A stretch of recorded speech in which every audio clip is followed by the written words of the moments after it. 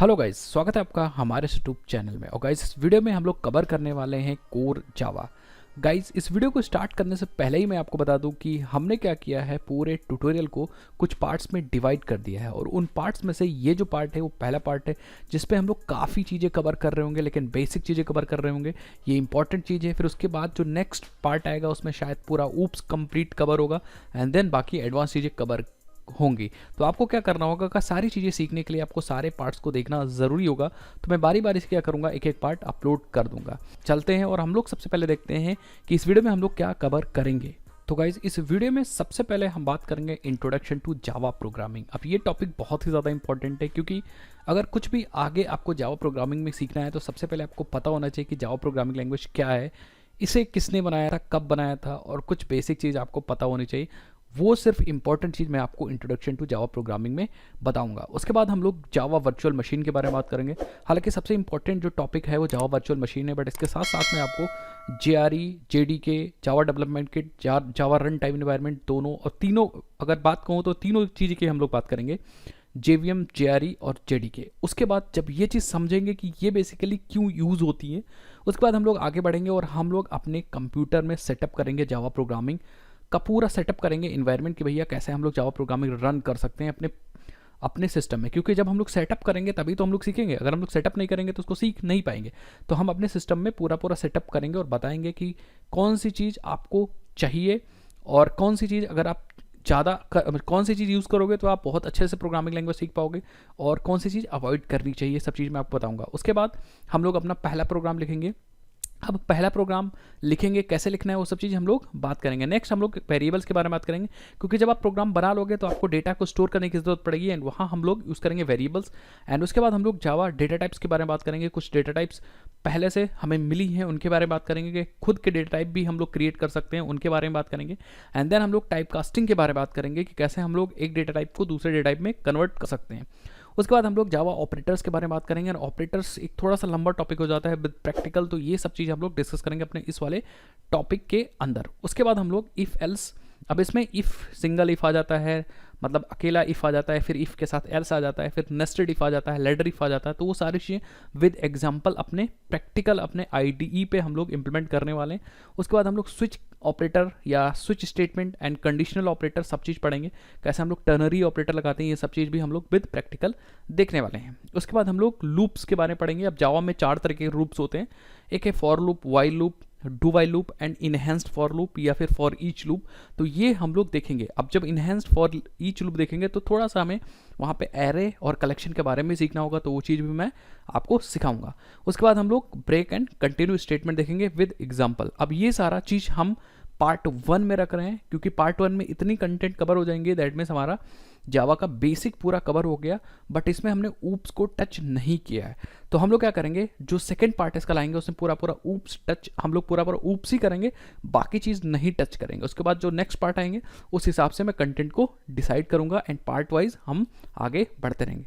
अब हम लोग चलते हैं और सबसे पहले हम लोग अपना एक एक टॉपिक लेते हैं और करना स्टार्ट करते हैं, चैप्टर वाइज करते हैं। सबसे पहले हम लोग सीखते हैं introduction to Java programming language.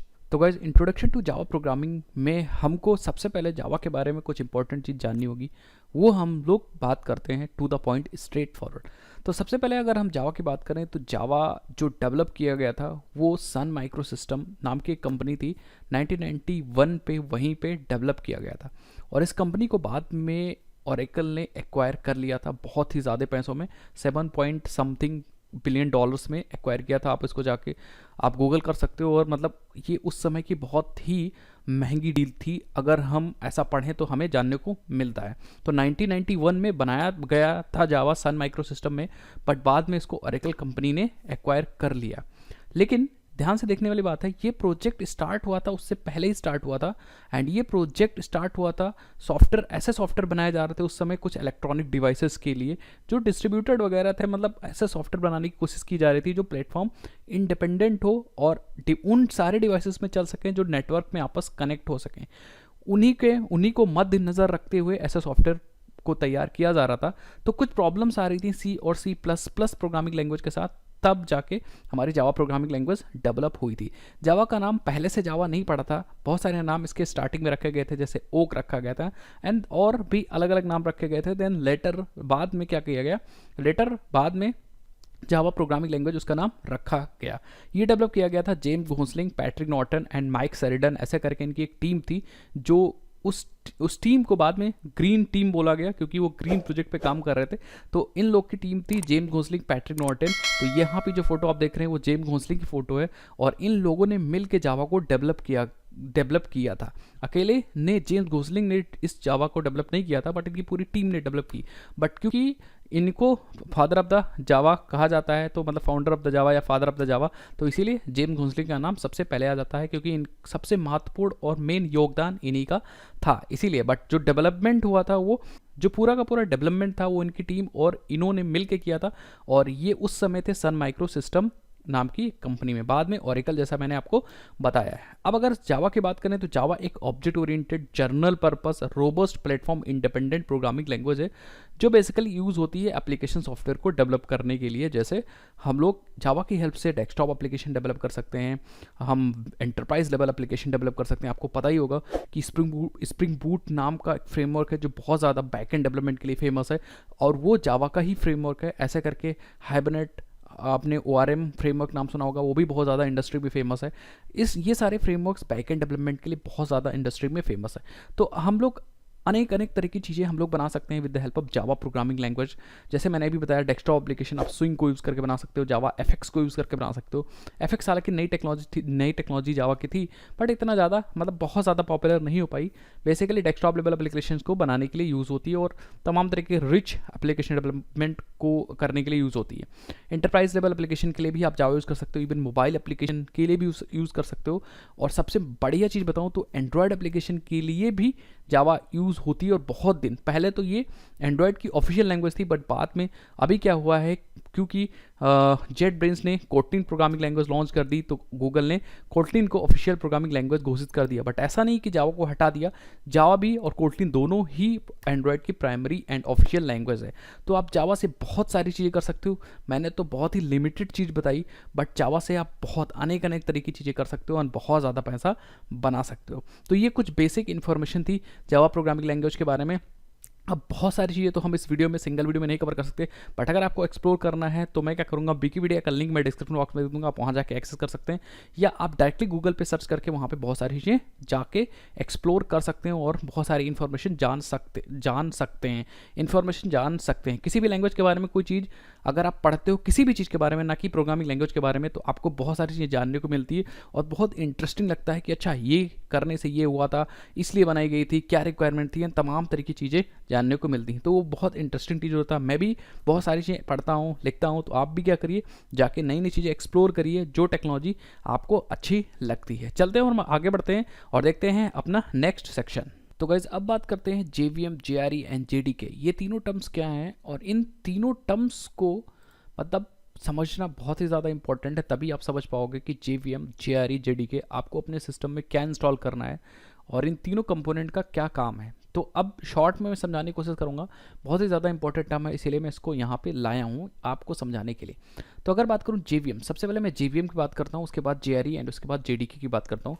तो अगर मैं JVM की बात करूँ तो JVM का फुल फॉर्म है जावा virtual machine. J for Java, V for virtual and M for machine. अब जैसे इसका नाम है वैसे इसका काम है, काम नहीं वैसे ही ये है, ठीक है। जावा वर्चुअल का मतलब है कि ये वर्चुअली है, वर्चुअली काम करेगी। एक्चुअली में रियली में ये ना हार्डवेयर है ना सॉफ्टवेयर है, दिखेगी नहीं। तो इसको हम लोग बहुत बार हाइपोथेटिकल मशीन भी बोलते हैं या वर्चुअल मशीन बोलते हैं। इट इज़ अ स्पेसिफिकेशन, ये एक स्पेसिफिकेशन है जहाँ पे लिखा गया है कि आपका बाइट कोड कैसे एग्जीक्यूट होगा एंड तमाम चीज़ें मतलब कह सकते हो कि इंस्ट्रक्शंस लिख दिए गए हैं, ठीक है। तो इसीलिए हम लोग बोलते हैं ये एक स्पेसिफिकेशन है, ठीक है। यहाँ पे चीज़ें स्पेसिफाई की गई हैं। ये एक हाइपोथेटिकल मशीन है जिसकी हेल्प से हमारा कोड एग्जीक्यूट होता है, बाइट कोड एग्जीक्यूट करता है। ये ऐसा बोल सकते हैं ये कंपोनेंट है जिसकी हेल्प से हम लोग बाइट कोड एग्जीक्यूट कर पाएंगे, बट ये सिर्फ और सिर्फ स्पेसिफिकेशन है। इसकी इंप्लीमेंटेशन प्रोवाइड करेगा JRE, ये चीज़ याद रखिएगा। यहाँ पे सिर्फ ऐसा बोल सकते हैं कि इंस्ट्रक्शंस लिखे गए हैं, काम कैसे होगा, बाइट कोड एग्जीक्यूट कैसे होगा। तो इसीलिए हम लोग इसको बोलते हैं हाइपोथेटिकल मशीन या वर्चुअल मशीन या it is a specification. I think आपको समझ में आया होगा। अभी आपको और चीज़ें समझ में आएंगी, ये चीज़ याद रखिएगा, ठीक है। मतलब ये चीज़ ध्यान रखिएगा कि अभी जैसे जैसे हम लोग पढ़ते जाएंगे चीज़ें आपको और ज़्यादा समझ में आती जाएंगी। अब बात करें JRE, तो JVM के बाद जस्ट बाद हम लोग JRE समझेंगे तो और अच्छा समझ में आएगा। अभी हम लोगों ने JVM में क्या समझा कि JVM एक स्पेसिफिकेशन है, एक्चुअली में वो काम करेगा तो, बट क्योंकि वो ना हार्डवेयर है ना सॉफ्टवेयर है तो कैसे काम करेगा, वो एक स्पेसिफिकेशन है, उसी के इशारे पे JRE काम करेगा। मतलब इंप्लीमेंटेशन जो प्रोवाइड करेगा वो JRE करेगा, काम एक्चुअली में JRE ही करेगा। JRE के अंदर ही हमें JVM मिल जाएगा। तो JRE का फुल फॉर्म होता है Java run time environment. Run time environment ये प्रोवाइड करेगा जहाँ पे हमारे प्रोग्राम्स रन होंगे।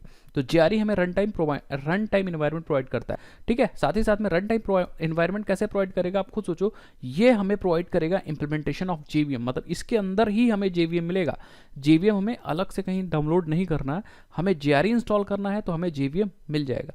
और JRE में साथ ही साथ में कुछ इंपॉर्टेंट लाइब्रेरीज हैं वो भी हमें मिल जाती हैं जो चाहिए होती है हमारे प्रोग्राम को रन करने के लिए। तो अगर हमें प्रोग्राम रन करना है तो हमें JRE चाहिए, क्योंकि JRE के अंदर ही हमें इंप्लीमेंटेशन मिल जाएगी JVM की, और साथ ही साथ में कुछ इंपॉर्टेंट लाइब्रेरीज हैं वो भी हमें मिल जाएंगी। अब बात करते हैं JDK की। तो JDK एक डेवलपमेंट किट है, जावा इसका फुल फॉर्म जैसा है JDK, तो J for Java and D for development and K for kit है। तो ये एक पूरी किट है जिसके अंदर सारी चीज़ें आपको मिलेगी। जिसके अंदर आपको JRE मिलेगा और JRE के अंदर हमें JVM एंड इंपॉर्टेंट लाइब्रेरीज मिल जाएंगी। अब JRE सिर्फ प्रोग्राम रन कर सकता है, तो JDK क्या करेगा, हमें कंपाइलर और डीबगर भी प्रोवाइड कर देगा, जिससे हम प्रोग्राम को डेवलप भी कर पाएंगे। दैट मीन्स अपने प्रोग्राम को कंपाइल कर पाएंगे एंड साथ ही साथ में उसे डीबगिंग वगैरह भी कर पाएंगे। तो अगर मैं यहाँ पे बताऊँ तो ओवरऑल स्ट्रक्चर ये रहेगा। सबसे पहले जो JDK है वो सबसे टॉप पे आएगा। JDK के अंदर हमारे तीन चीज़ें आएंगी। अगर मैं बात करूँ तो JDK के अंदर दो चीज़ें आएंगी, ऐसा समझ लो, दो चीज़ें आएंगी।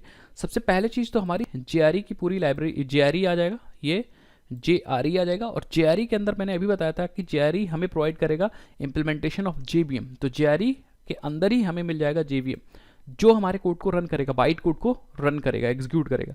एंड साथ ही साथ में लाइब्रेरीज आएंगी जो प्री बिल्ट लाइब्रेरीज हैं। जैसे मान लो हमें java.util की लाइब्रेरी मिल जाएगी यहाँ से, एंड तमाम लाइब्रेरीज जो प्री बिल्ड हैं वो मिल जाएंगी जो हेल्प करेंगी रन करने के लिए प्रोग्राम। तो जैसे JDK इंस्टॉल किया आपको JRE मिल गया, सबसे इंपॉर्टेंट चीज़। दूसरी चीज़, हम अपने प्रोग्राम को कंपाइल रन कैसे कहेंगे, जिसको हम बोल सकते हैं कि it is a development tool. ये हमारे लिए एक डेवलपमेंट टूल है। तो ये जो दूसरी चीज़ है डेवलपमेंट टूल्स, तो ये हमें टूल्स मिल गए। तो JDK के अंदर दो चीज़ मिलेंगी, एक तो JRE एंड दूसरा डेवलपमेंट टूल्स। जैसे कंपाइलर हमारे डेवलपमेंट टूल्स है, हमने अपने प्रोग्राम को लिखेंगे देन कंपाइल करेंगे। डिबगर, जावा डॉक, ऐसा करके जो टूल्स हैं वो हमें मिल जाएंगे। तो JDK के अंदर दो चीज़ मिल जाएंगी, JRE and development tools. And JRE के अंदर हमें मिल जाएगा JVM एंड क्लास लाइब्रेरीज। तो सिंपल सी बात है, हमें JDK इंस्टॉल करना है। JDK इंस्टॉल करेंगे तो उसी के अंदर हमें JRE भी मिल जाएगा जो प्रोग्राम को रन करेगा।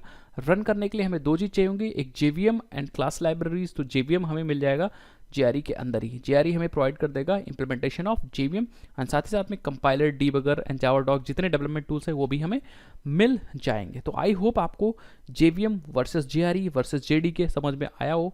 अब हम लोग चलते हैं नेक्स्ट वीडियो में। अगर नहीं आया तो आप वीडियो को दोबारा से रिवाइंड करके देखिए, आपको चीज़ें समझ में आ जाएंगी।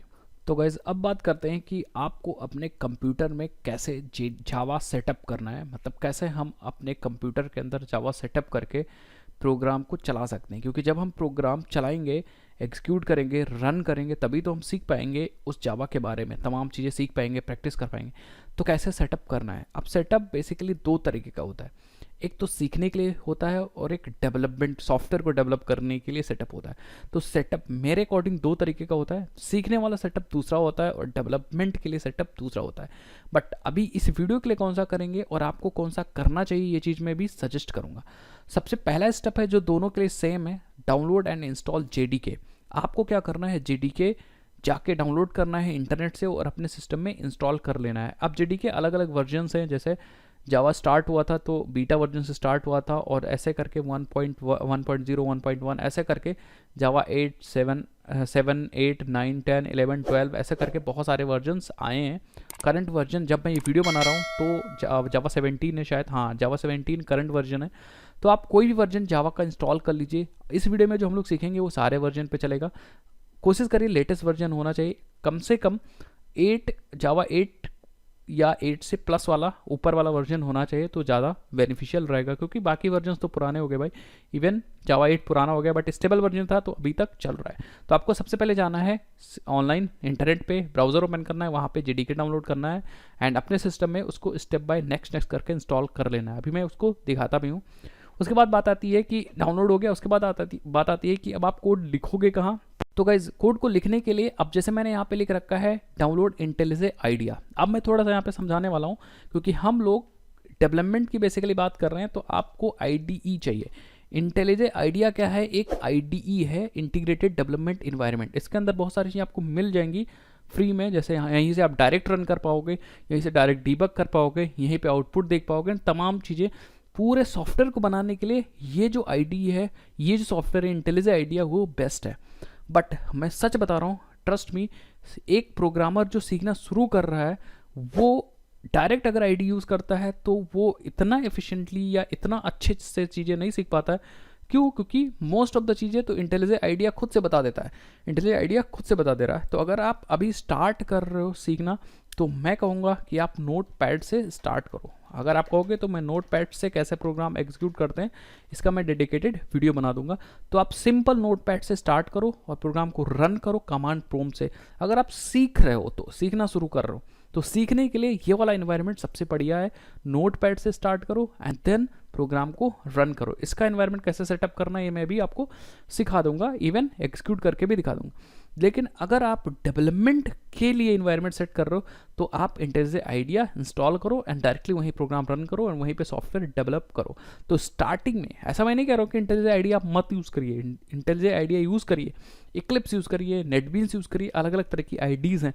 बट अगर आप शुरू कर रहे हो तो आप नोट पैड यूज़ करो, सिंपल नोट पैड यूज़ करो, नोट पैड प्लस प्लस भी नहीं यूज़ करो, क्योंकि उससे क्या होगा, उससे आपको लिखने की, टाइपिंग की हैबिट एंड जो सिंटैक्सेस हैं, जो वेरिएबल्स हैं एंड जो सेमी कोलन है, वो सब की आपको आदत पड़ जाएगी और काफ़ी अच्छे से आपकी प्रोडक्टिविटी बाद में फिर वो यूज़फुल चीज़ें लगेगी।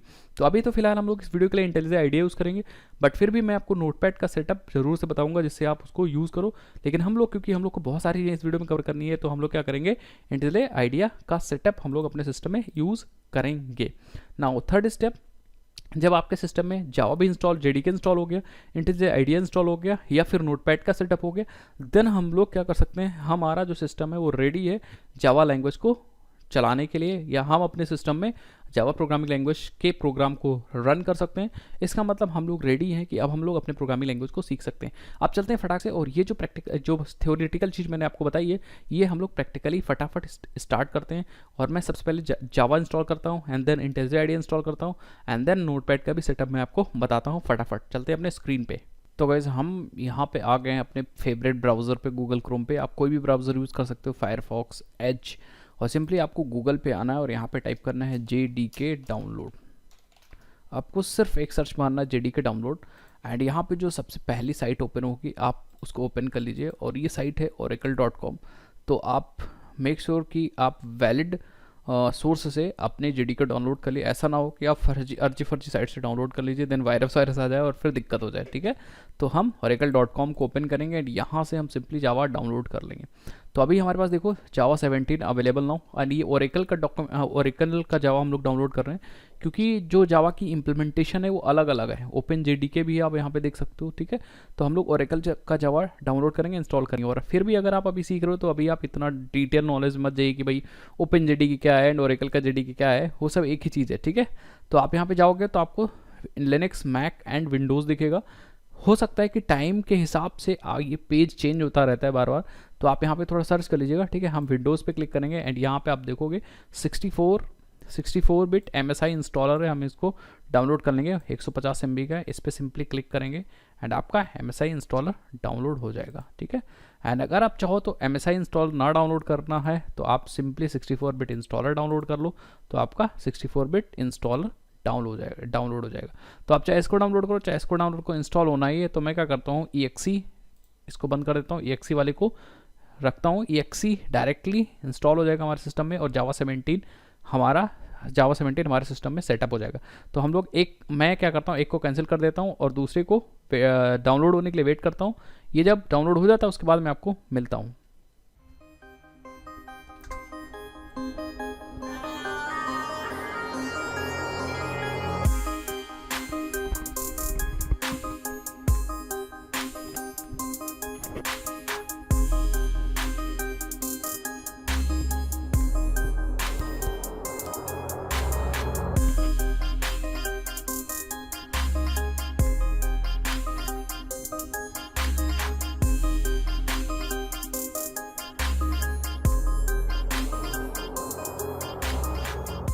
तो गाइज़ यहाँ पे हमारा डाउनलोड कंप्लीट हो चुका है। अब हम लोग शो इन फोल्डर पे क्लिक करेंगे एंड जो EXE फाइल हमें मिली है इस EXE फाइल को सिंपली हम चला देंगे।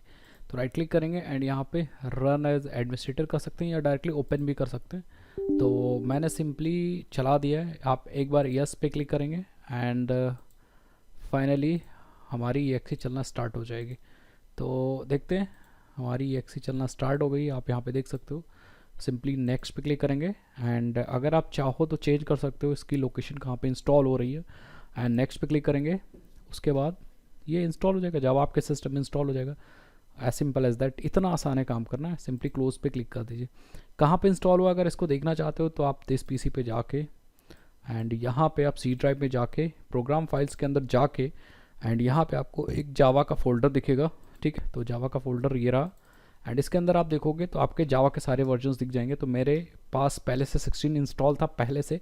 जो अभी मैंने इंस्टॉल किया है वो 17 इंस्टॉल किया है। ठीक है, इसके अंदर जाएंगे तो आपको यहाँ पे बिन नाम से एक फ़ोल्डर मिलेगा एंड बिन के अंदर आप जाओगे तो आपको यहाँ पे बहुत सारे टूल्स मिलेंगे, डेवलपमेंट टूल्स मिलेंगे जैसे कंपाइलर वगैरह। तो मैं आपको दो चीज़ दिखाना चाहूँगा इसके अंदर।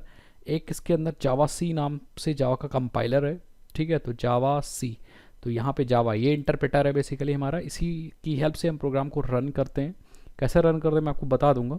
ठीक है, और एक है हमारे पास जावा C, तो मैं आपको दिखाऊंगा। ये रहा जावा C.exe। ये दोनों एग्जीक्यूटेबल फाइल है जहाँ पे हमारा मतलब कह सकते हैं ये वो पाथ है JDK के अंदर बिन तक का जो हमारा एग्जीक्यूटेबल पाथ है। मतलब यहीं पे हमें वो सारे कंपाइलर इंटरप्रेटर मिलेगा। तो ये पाथ बहुत ज़्यादा इंपॉर्टेंट होता है, तो इसी पाथ को हम इसीलिए कॉपी कर लेंगे। तो आप कैसे कॉपी करना है आप एक बार देखिए। मैं पीछे फिर से आता हूँ। आप बिन के अंदर जाएंगे एंड जहाँ पे हमारा कंपाइलर इंटरप्रेटर होगा वो पाथ हम लोग ले आएंगे। तो आप इस खाली जगह पे क्लिक करिए। जैसे खाली जगह पे क्लिक करेंगे अपने आप से पूरा सेलेक्ट हो जाएगा। तो राइट क्लिक करके इसको कॉपी कर लेंगे। और क्योंकि हम अपने सिस्टम को सबसे पहले सेटअप कर रहे हैं नोटपैड के लिए कि हम नोटपैड पे प्रोग्राम लिखें और कमांड प्रॉम्प्ट पे रन करें, तो कमांड प्रॉम्प्ट से डायरेक्ट जावा एक्सेस नहीं होगी। उसके लिए आपको पाथ सेट करना पड़ेगा। आप चाहो तो टेस्ट भी कर सकते हो। अगर आप यहाँ CMD टाइप करके एंड यहाँ पे डायरेक्टली अपने जावा को रन करने की कोशिश करो, जावा टाइप करो तो नहीं रन होगी। ठीक है, तो अभी मेरे में शायद पाथ सेट है, बट अगर पाथ नहीं सेट होगा तो रन नहीं होगी। ठीक है, तो आपको एक स्टेप और करना पड़ेगा। तो हम लोग क्या करेंगे, आपको डायरेक्टली यहाँ पे सर्च करना एनवायरनमेंट वेरिएबल। ठीक है, और आपको ऑप्शन मिल जाएगा एडिट एनवायरनमेंट वेरिएबल। ठीक है, edit environment variable for your account, या फिर आप अपने दिस PC पे राइट क्लिक करके प्रॉपर्टीज़ में जा सकते हो और यहाँ पे आपको दिखेगा एडवांस सिस्टम सेटिंग।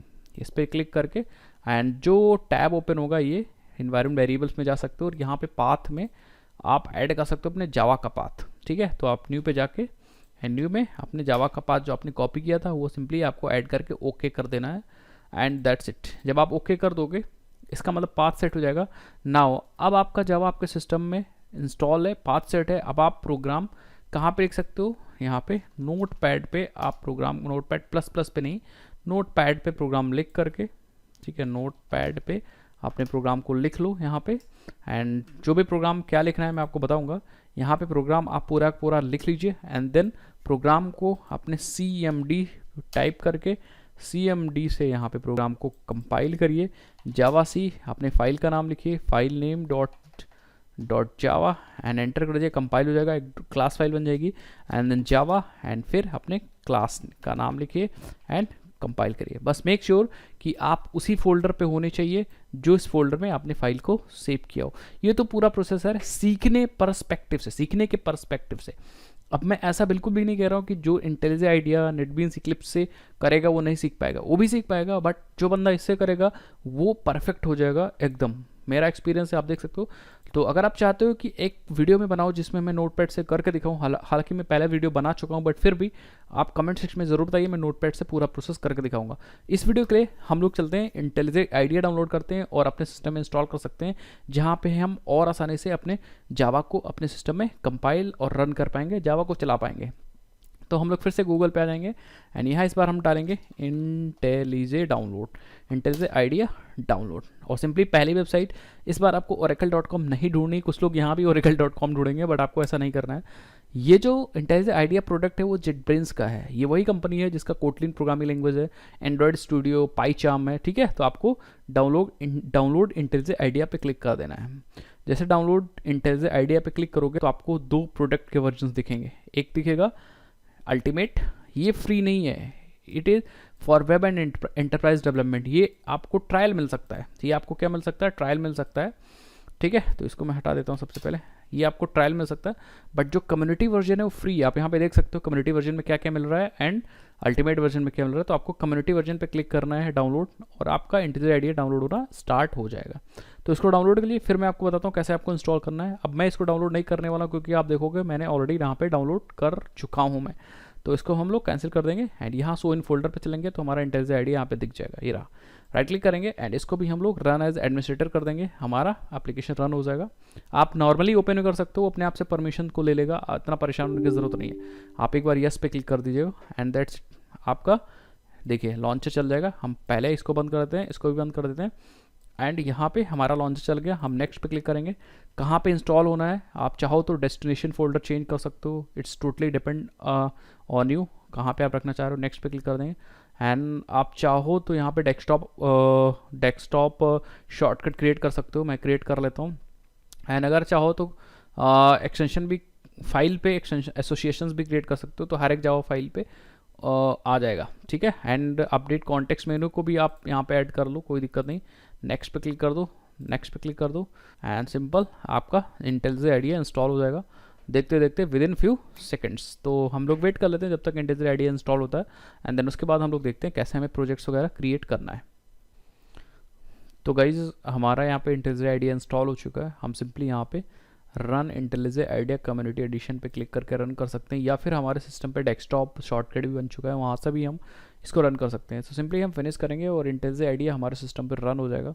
रन होने के लिए सिंपली इसने क्या किया, एक एग्रीमेंट ओपन किया है। तो आप नीचे स्लाइड करिए, जब आप एकदम नीचे स्लाइड कर लेंगे और इसको कंफर्म कर देंगे देन कंटिन्यू पे क्लिक कर दीजिएगा। इंटीजर आइडिया का विंडो ओपन होगा एंड इस तरह से, ठीक है, आने लगेगा, कुछ डाउनलोड वगैरह करेगा तो ठीक है करने दीजिएगा, नहीं करेगा तो कोई बात नहीं, ठीक है। तो माइग्रेटिंग प्लगइन कह रहा है, इसका मतलब शायद मे भी मैं पहले से था इसलिए हो, ठीक है, बट इसको हो जाना देते हैं, कोई इशू नहीं, ठीक है। उसके बाद आपका जो विंडो ओपन होगा मैं भी आपको दिखा रहा हूँ, ठीक है। सो ठीक है, तो हमारा विंडो देखिए यहाँ पे हमारा प्रोजेक्ट का विंडो ओपन हो जाएगा, ठीक है। तब क्योंकि हम लोगों ने यहाँ पे पहले से कुछ कर रखा है तो ऑलरेडी इसने क्या किया, वही प्रोजेक्ट ओपन कर दिया। बट आपको कैसा दिखने वाला है ये मैं आपको दिखा दूँ, ठीक है। तो मैं इसको क्या कहता हूँ, सिंपली हम चलेंगे फाइल पे एंड फाइल पे जाने के बाद हम लोग यहाँ पे क्या कर सकते हैं, प्रोजेक्ट को क्लोज भी कर सकते हैं, ठीक है। प्रोजेक्ट को हम लोग क्लोज कर देंगे तो आपको क्या होगा, आपको कुछ ऐसा विंडो दिखेगा, ये देख कुछ ऐसा विंडो दिखेगा जहाँ से आप क्या कर सकते हो, ठीक है। यहाँ से आप नया प्रोजेक्ट क्रिएट कर सकते हो, ओपन भी कर सकते हो, get from version control system VCS से भी यहाँ पे प्रोजेक्ट इंपोर्ट वगैरह कर सकते हो, ठीक है। प्लगइन्स वगैरह आप यहाँ से देख सकते हो एंड तमाम चीज़ें आप कर सकते हो, कोई इशू नहीं, ठीक है। अब हम लोग अपने नेक्स्ट सेक्शन में देखते हैं अपना पहला प्रोग्राम कैसे बनाते हैं, और यहाँ पे हम लोग एक प्रोजेक्ट बनाते हैं एंड प्रोजेक्ट के अंदर हम लोग अपनी क्लास लिखेंगे और फर्स्ट जावा प्रोग्राम इस वीडियो का करेंगे। तो चलते हैं अपने नेक्स्ट सेक्शन में और वहाँ पे हम लोग प्रोजेक्ट को क्रिएट करते हैं। तो गाइस चलते हैं और अपना पहला प्रोग्राम लिखते हैं। सबसे पहले हम लोग इंटीजर आइडिया में क्या करते हैं, एक प्रोजेक्ट क्रिएट कर लेते हैं, उसके बाद हम लोग अपना पहला प्रोग्राम लिखते हैं। तो इंटीजर आइडिया का जो स्टार्टअप मेनू है ऐसे ओपन होगा अगर आपने कोई प्रोजेक्ट नहीं बनाया होगा। अगर प्रोजेक्ट बनाया है तो ऑब्वियसली बात, पहली बार जब आप ओपन करेंगे तो आपको प्रोजेक्ट दिखेगा।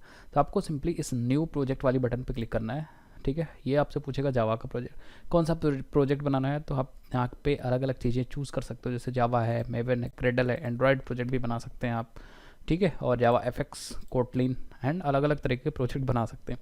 तो हमें सिंपली जावा पे चूज़ करना है और यहाँ पे आपका project SDK that means Java development kit जो आपने डाउनलोड किया है उसे यहाँ पे चूज़ करना है। तो क्योंकि मैं पहले से जावा 16 पे काम कर चुका हूँ तो यहाँ पे इसीलिए जावा 16 आ रहा है।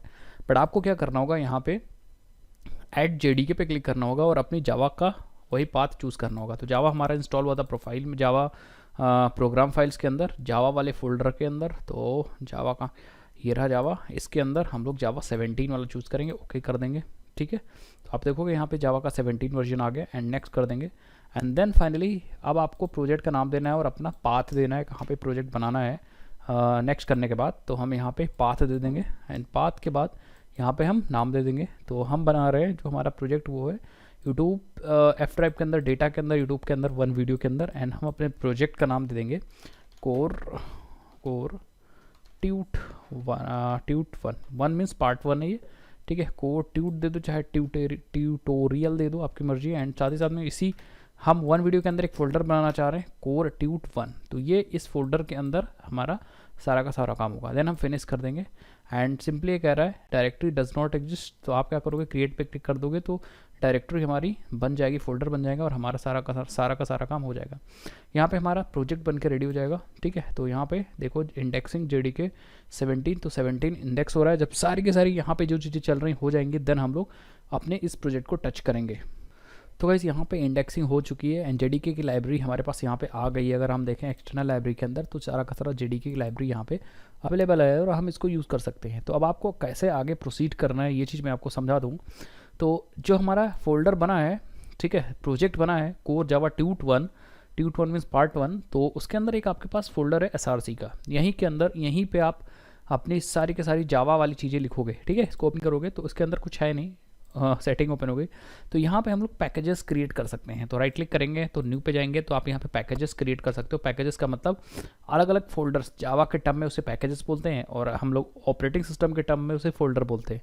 तो पैकेजेस मतलब मान लो आपके पास 10 क्लासेस हैं तो 5 एक तरह की क्लासेस हैं तो उसको एक फोल्डर में रख दो, और 5 एक तरह की क्लासेस हैं तो उसको एक फोल्डर में रख दो। हालांकि अभी नहीं समझ में आ रहा तो कोई बात नहीं, बाद में हम लोग इसको समझेंगे। तो हम लोग राइट क्लिक करके न्यू और यहाँ पे एक जावा क्लास बना देते हैं। क्लास क्यों बनाते हैं? क्योंकि अब ध्यान से आपको देखना है जावा में सारी चीज़ें क्लास के फॉर्मेट में, मतलब जो भी आपको लिखना है हर चीज़ के लिए क्लास बनानी होगी। तो जावा में कोई भी कोडिंग करनी है तो शुरुआत कहाँ से करना है? आपको क्लास बना के ही करना है। तो आप राइट क्लिक करके क्लास बना सकते हो डायरेक्ट, या आप फाइल बना सकते हो। और इस फाइल सिंपली ये फाइल का जो एक्सटेंशन होता है मैं आपको पहले से बता रखा हूँ कि जावा फाइल का एक्सटेंशन .java होगा। तो अगर हम इस फाइल का नाम टेस्ट दे दें और .java दे दें तो हमारी ये जावा फाइल बन जाएगी। आप देख सकते हो यहाँ पे जावा फाइल बन जाएगी। इसके अंदर हम पूरा का पूरा कोड लिख सकते हैं, this is your Java file. ये आपकी एक जावा फाइल है। आई थिंक आपको समझ में आ रहा होगा। यहाँ इसको हम लोग कंपाइल कर देंगे एंड देन हम लोग इसको रन कर सकते हैं। तो अगर हम लोग क्या करें, सपोज फॉर एग्जाम्पल हम लोग इसके अंदर कुछ कोड लिखते हैं, जैसे फॉर एग्जाम्पल आपको क्या करना है, अब आपको समझ नहीं आ रहा होगा कि हमारे पास टेस्ट और जावा क्लास बन गई, इस क्लास में लिखे क्या। तो मैं आपको बता दूं, सबसे पहले जावा, अगर आप जावा का प्रोग्राम लिख रहे हो तो सबसे पहला स्टेप होगा कि हम उसके अंदर क्लास बनाएं। तो सबसे पहले हमें उसके अंदर क्लास बनाना पड़ेगा। तो सबसे पहला जो सीखने वाली चीज़ है हाउ टू क्रिएट क्लास, कैसे क्लास बनाएंगे, ठीक है। तो क्लास बनाने के लिए आपको यूज़ करना है क्लास कीवर्ड। आपको सिंपली लिखना है क्लास एंड देन अपने क्लास का नाम लिखना है। तो क्लास को क्रिएट करने के लिए आप लिख रहे थे क्लास, तो ये एज इट इज़ रहेगा। इसको बोलते हैं कीवर्ड। जो वर्ड आपके प्रोग्राम के अंदर एज इट इज़ यूज़ होगा उसको हम लोग कीवर्ड बोलते हैं। तो कीवर्ड भी मैंने चीज़ें कवर कर दी कीवर्ड। और जो चीज़ आप सोच के लिखोगे, प्रोग्रामर लिखेगा, उसे हम लोग आइडेंटिफायर बोलते हैं। जैसे फॉर एग्जांपल अगर मैं यहाँ पे टेस्ट लिख दूँ तो ये जो टेस्ट स्टूडेंट है, सॉरी ये जो टेस्ट क्लास है, ये जो है वो क्लास का नाम है। और ये 2 वर्ड है, एक क्लास है और एक टेस्ट है। क्लास जो आपने बनाया है क्लास को क्रिएट करने के लिए, और ये टेस्ट है उस क्लास का नाम। इसका मतलब समझिए कि इसकी हेल्प से ये क्लास बन रही है, टेस्ट क्लास बन रही है, ठीक है। और ये क्लास ओपन कर दी है, क्लास क्लोज कर दिया। तो अगर आप इसके अंदर हो that means you are inside your class, आप उस क्लास के अंदर हो, ठीक है। तो ये क्लास बन गई। अगर आपको स्टूडेंट क्लास बनानी होगी तो आपको लिखना है क्लास एंड नाम यहाँ पे स्टूडेंट कर देना है। तो ये स्टूडेंट क्लास बन गई। आप देखो आपने एक ही फाइल के अंदर बनाई है, जावा फाइल के अंदर क्लास बनाई है, बट देखो आपके पास स्टूडेंट क्लास है और टेस्ट क्लास है। 2 क्लासेस आपके रेडी हैं, ये टेस्ट क्लास है और ये स्टूडेंट क्लास है, ठीक है। तो इस तरह से क्लास बनेंगी।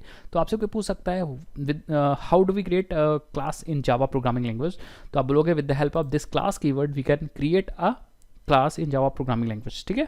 और ये होते हैं क्लास के नाम, ये आप लिखते हो, आप सोचते हो, इसीलिए इनको आइडेंटिफायर बोलते हैं। तो जावा में बेसिकली 2 टर्म होते हैं। 2 टर्म जो मैं आपको समझा रहा हूँ, एक है कीवर्ड, जो वर्ड ऐसे एज इट इज़ यूज़ होते हैं, उनकी मीनिंग कंपाइलर के अंदर डिफाइन होती है, उनको हम लोग कीवर्ड बोलते हैं। जैसे क्लास हो गया, इम्पोर्ट हो गया, इफ़ एल्स, ऐसा करके बहुत सारे कीवर्ड्स होते हैं।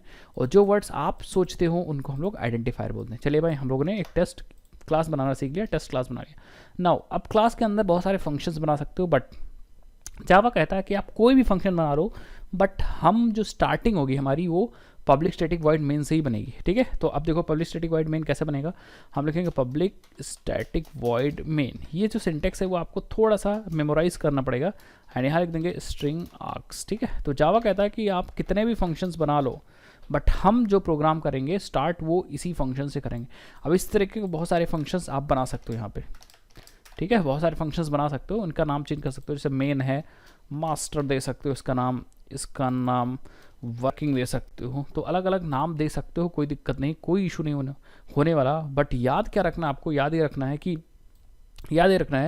कि अब इसमें बहुत सारे फंक्शन है, बट यहाँ पे अगर ध्यान से देखो तो ग्रीन बटन सिर्फ इस पब्लिक स्टैटिक वॉइड मेन के पास आ रही है। क्यों? क्योंकि JVM जो है, जो प्रोग्राम रन करेगा, वो हमारे इसी मेथड को आइडेंटिफाई कर पा रहा है। मेथड मतलब फंक्शन, तो कितने भी फंक्शन बनाओ कोई दिक्कत नहीं, बट याद क्या रखनी है आपको कि हमारा जो प्रोग्राम चलेगा वो हमारे public static void main string capital S है, आर्क्स ये एक वेरिएबल है, इसको आप चेंज भी कर सकते हो, यहाँ पे आप ARR भी कर सकते हो, और ये है एरे का सिंबल, तो यहाँ से चलेगा। तो ये चीज़ आपको याद रखनी। अब जो इसके अंदर कोड लिखेंगे हम सिस आउट, मतलब अगर कुछ चीज़ आपको प्रिंट करनी है तो आप यहाँ पे system.out.println लिख सकते हो। तो ये क्या करेगा, स्क्रीन पे कुछ चीज़ प्रिंट कर देगा। जैसे मैं लिख दिया हेलो वर्ल्ड, बहुत फेमस लाइन, हेलो वर्ल्ड, तो हेलो वर्ल्ड प्रिंट कर देगा। अब दो फंक्शंस यूज़ होते हैं प्रिंट करने के लिए, एक होता है println और एक होता है नॉर्मल प्रिंट। अगर आप नॉर्मल प्रिंट यूज़ करते हो तो ठीक है, system.out.print, सिर्फ अगर आप प्रिंट यूज़ करते हो तो इन दोनों में हल्का सा डिफरेंस है, मैं बताता हूँ। हेलो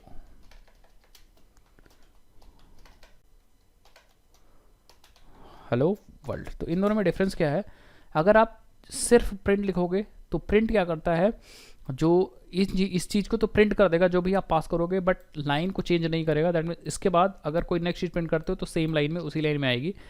ये क्या करेगा, ये इस चीज़ को प्रिंट करने के बाद लाइन को चेंज कर देगा, तो ये जो नेक्स्ट प्रिंट होगा वो नेक्स्ट लाइन से स्टार्ट होगा। अब रन करने के लिए आपको इंटेंसिव बहुत ईजी है, आप इस ग्रीन बटन पर क्लिक करके रन कर सकते हो, या राइट क्लिक करके, और यहाँ पे एक रन ऑप्शन है, अपने टेस्ट का मेन मेथड रन कर सकते हो। जैसे रन करोगे तो आपको आपका प्रोग्राम मिल जाएगा और प्रोग्राम आपका यहाँ पे रन हो चुका है। आप देखो ये अलग लाइन में इसीलिए आया क्योंकि ये आपने प्रिंट किया system.out.println से, इसीलिए उसने प्रिंट किया और लाइन को चेंज कर दिया। तो जब दोबारा प्रिंट हुआ तो वो नेक्स्ट लाइन से प्रिंट हुआ। लेकिन अगर थोड़ी देर पहले अगर हम इसको ln लिखे होते, उसके बाद हम लोग रन किए होते, तो आपका प्रोग्राम देखिए सिंपल एक ही लाइन में आउटपुट देता, क्योंकि प्रिंट क्या करता है, लाइन को प्रिंट करने के बाद लाइन चेंज नहीं किया, इसीलिए जो दोबारा लाइन प्रिंट हुई वो सेम लाइन में प्रिंट हो गई।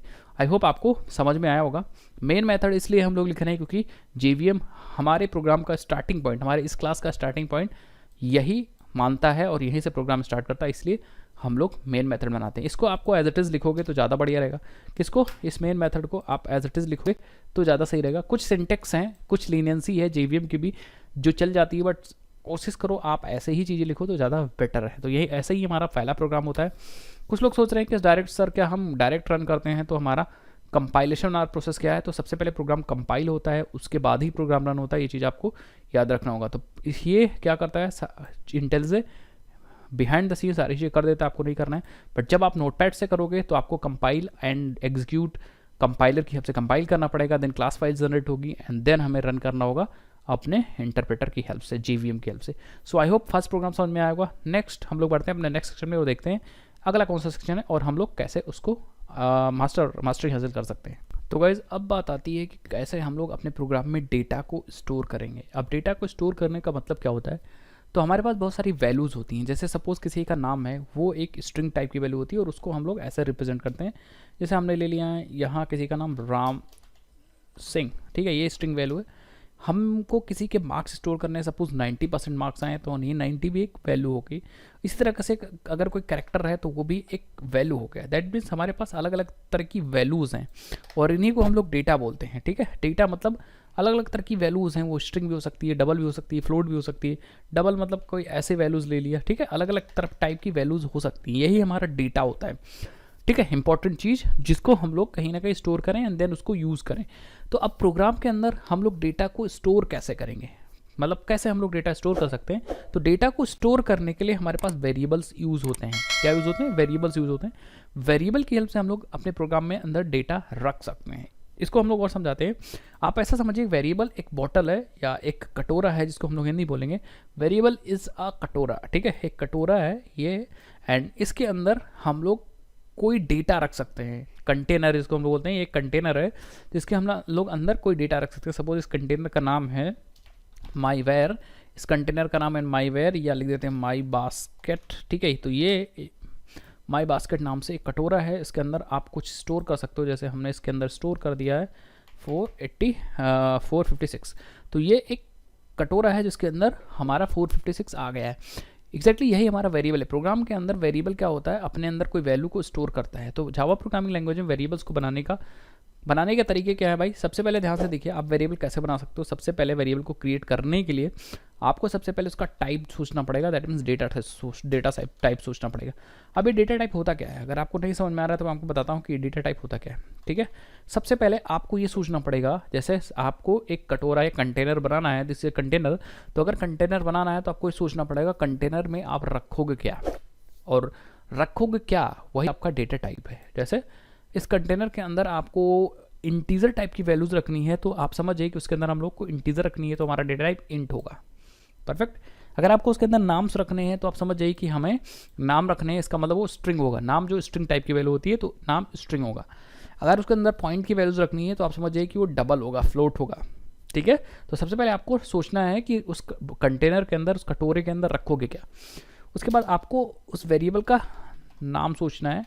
जैसे आप अपना नाम, अपने फ्रेंड का नाम, सबका नाम है, या आपका फ्यूचर में शादी होगी, बच्चे होंगे तो उनका भी नाम सोचना होगा। उसी तरह आपको यहाँ पे एक वेरिएबल का नाम सोचना होगा, एंड देन आप यहाँ पे सेमीकोलन लगा के वेरिएबल को डिक्लेयर कर सकते हो। तो ये हमारा वेरिएबल डिक्लेयर हो गया, इस नाम से एक वेरिएबल इस टाइप का डिक्लेयर हो गया। नाउ अब हम लोग क्या कर सकते हैं, दूसरे स्टेप में है वेरिएबल की वैल्यू डालनी होगी, तो हम लोग वेरिएबल का नाम सिर्फ यूज़ करेंगे और यहाँ पे हम इक्वल टू की हेल्प से वैल्यू को असाइन कर देंगे या इनिशियलाइज कर देंगे, क्योंकि फर्स्ट टाइम में वैल्यूज आ रही है तो उसको इनिशियलाइज बोलते हैं। तो ये जो ब्लू कलर की वो वैल्यू है, ठीक है, और ये जो इक्वल टू ऑपरेटर है इसको मैं कर देता हूँ ऑरेंज, और ये बेसिकली असाइनमेंट ऑपरेटर है जो वैल्यू को उठा के पुट कर रहा है, वैल्यू को उठा के पुट कर रहा है। ठीक है, इसका मतलब ये वैल्यू हमारे इस वाले वेरिएबल में जा रही है जो हमने यहाँ पे बनाया था। तो ये एक पहला तरीका है जिसका एग्जांपल मैं आपको बता दूं। जैसे सपोज आपको एक इंटीजर टाइप का ए वेरिएबल बनाना है, तो आप सबसे पहले इंटीजर लीजिए, ए लीजिए, डिक्लेयर हो गया, एंड देन ए में आप 50 स्टोर कर दीजिए। तो ये दो स्टेप पे काम हो रहा है। पहला डिक्लेरेशन हो रहा है, this is your declaration and this is your initialization. Initialize आप वैल्यू बाद में कर रहे हो। आप क्या कर सकते हो, ये दोनों स्टेप एक साथ भी कर सकते हो, कुछ इस तरीके से। ठीक है, कुछ इस तरीके से मैं आपको बताता हूँ। आप एक साथ डिक्लेयर भी कर दो, सबसे पहले आप टाइप लिख दो, डेटा टाइप जिसको हम लोग बोलते हैं data type, and then variable underscore name भी यूज़ कर लो, एंड उसी समय आप क्या करो, इक्वल टू की हेल्प से आप वैल्यू को असाइन भी कर दो। तो ये दोनों स्टेप आपने एक साथ कर दिया। ये आपकी वैल्यू है जो रखना है, और ये आपका इक्वल टू क्या है, ऑपरेटर है, असाइनमेंट ऑपरेटर जो वैल्यू को पुट कर रहा है इस वेरिएबल नेम के अंदर। तो ये वेरिएबल नेम है and this is your type. ये हमें ये बता रहा है कि हम किस टाइप के डेटा के साथ किस टाइप का डेटा हम लोग हैंडल कर रहे हैं। तो आपके पास दो तरीके हैं, आप ये वाला तरीका यूज़ कर सकते हो काम करने का, और ये वाला तरीका भी यूज़ कर सकते हो। इसका भी एग्जांपल मैं यहाँ पे लिख देता हूँ जिससे आपको क्लियरिटी हो जाए। जैसे फॉर एग्जांपल ए बनाना था तो आप integer A is equal to and 50 directly बना सकते हो।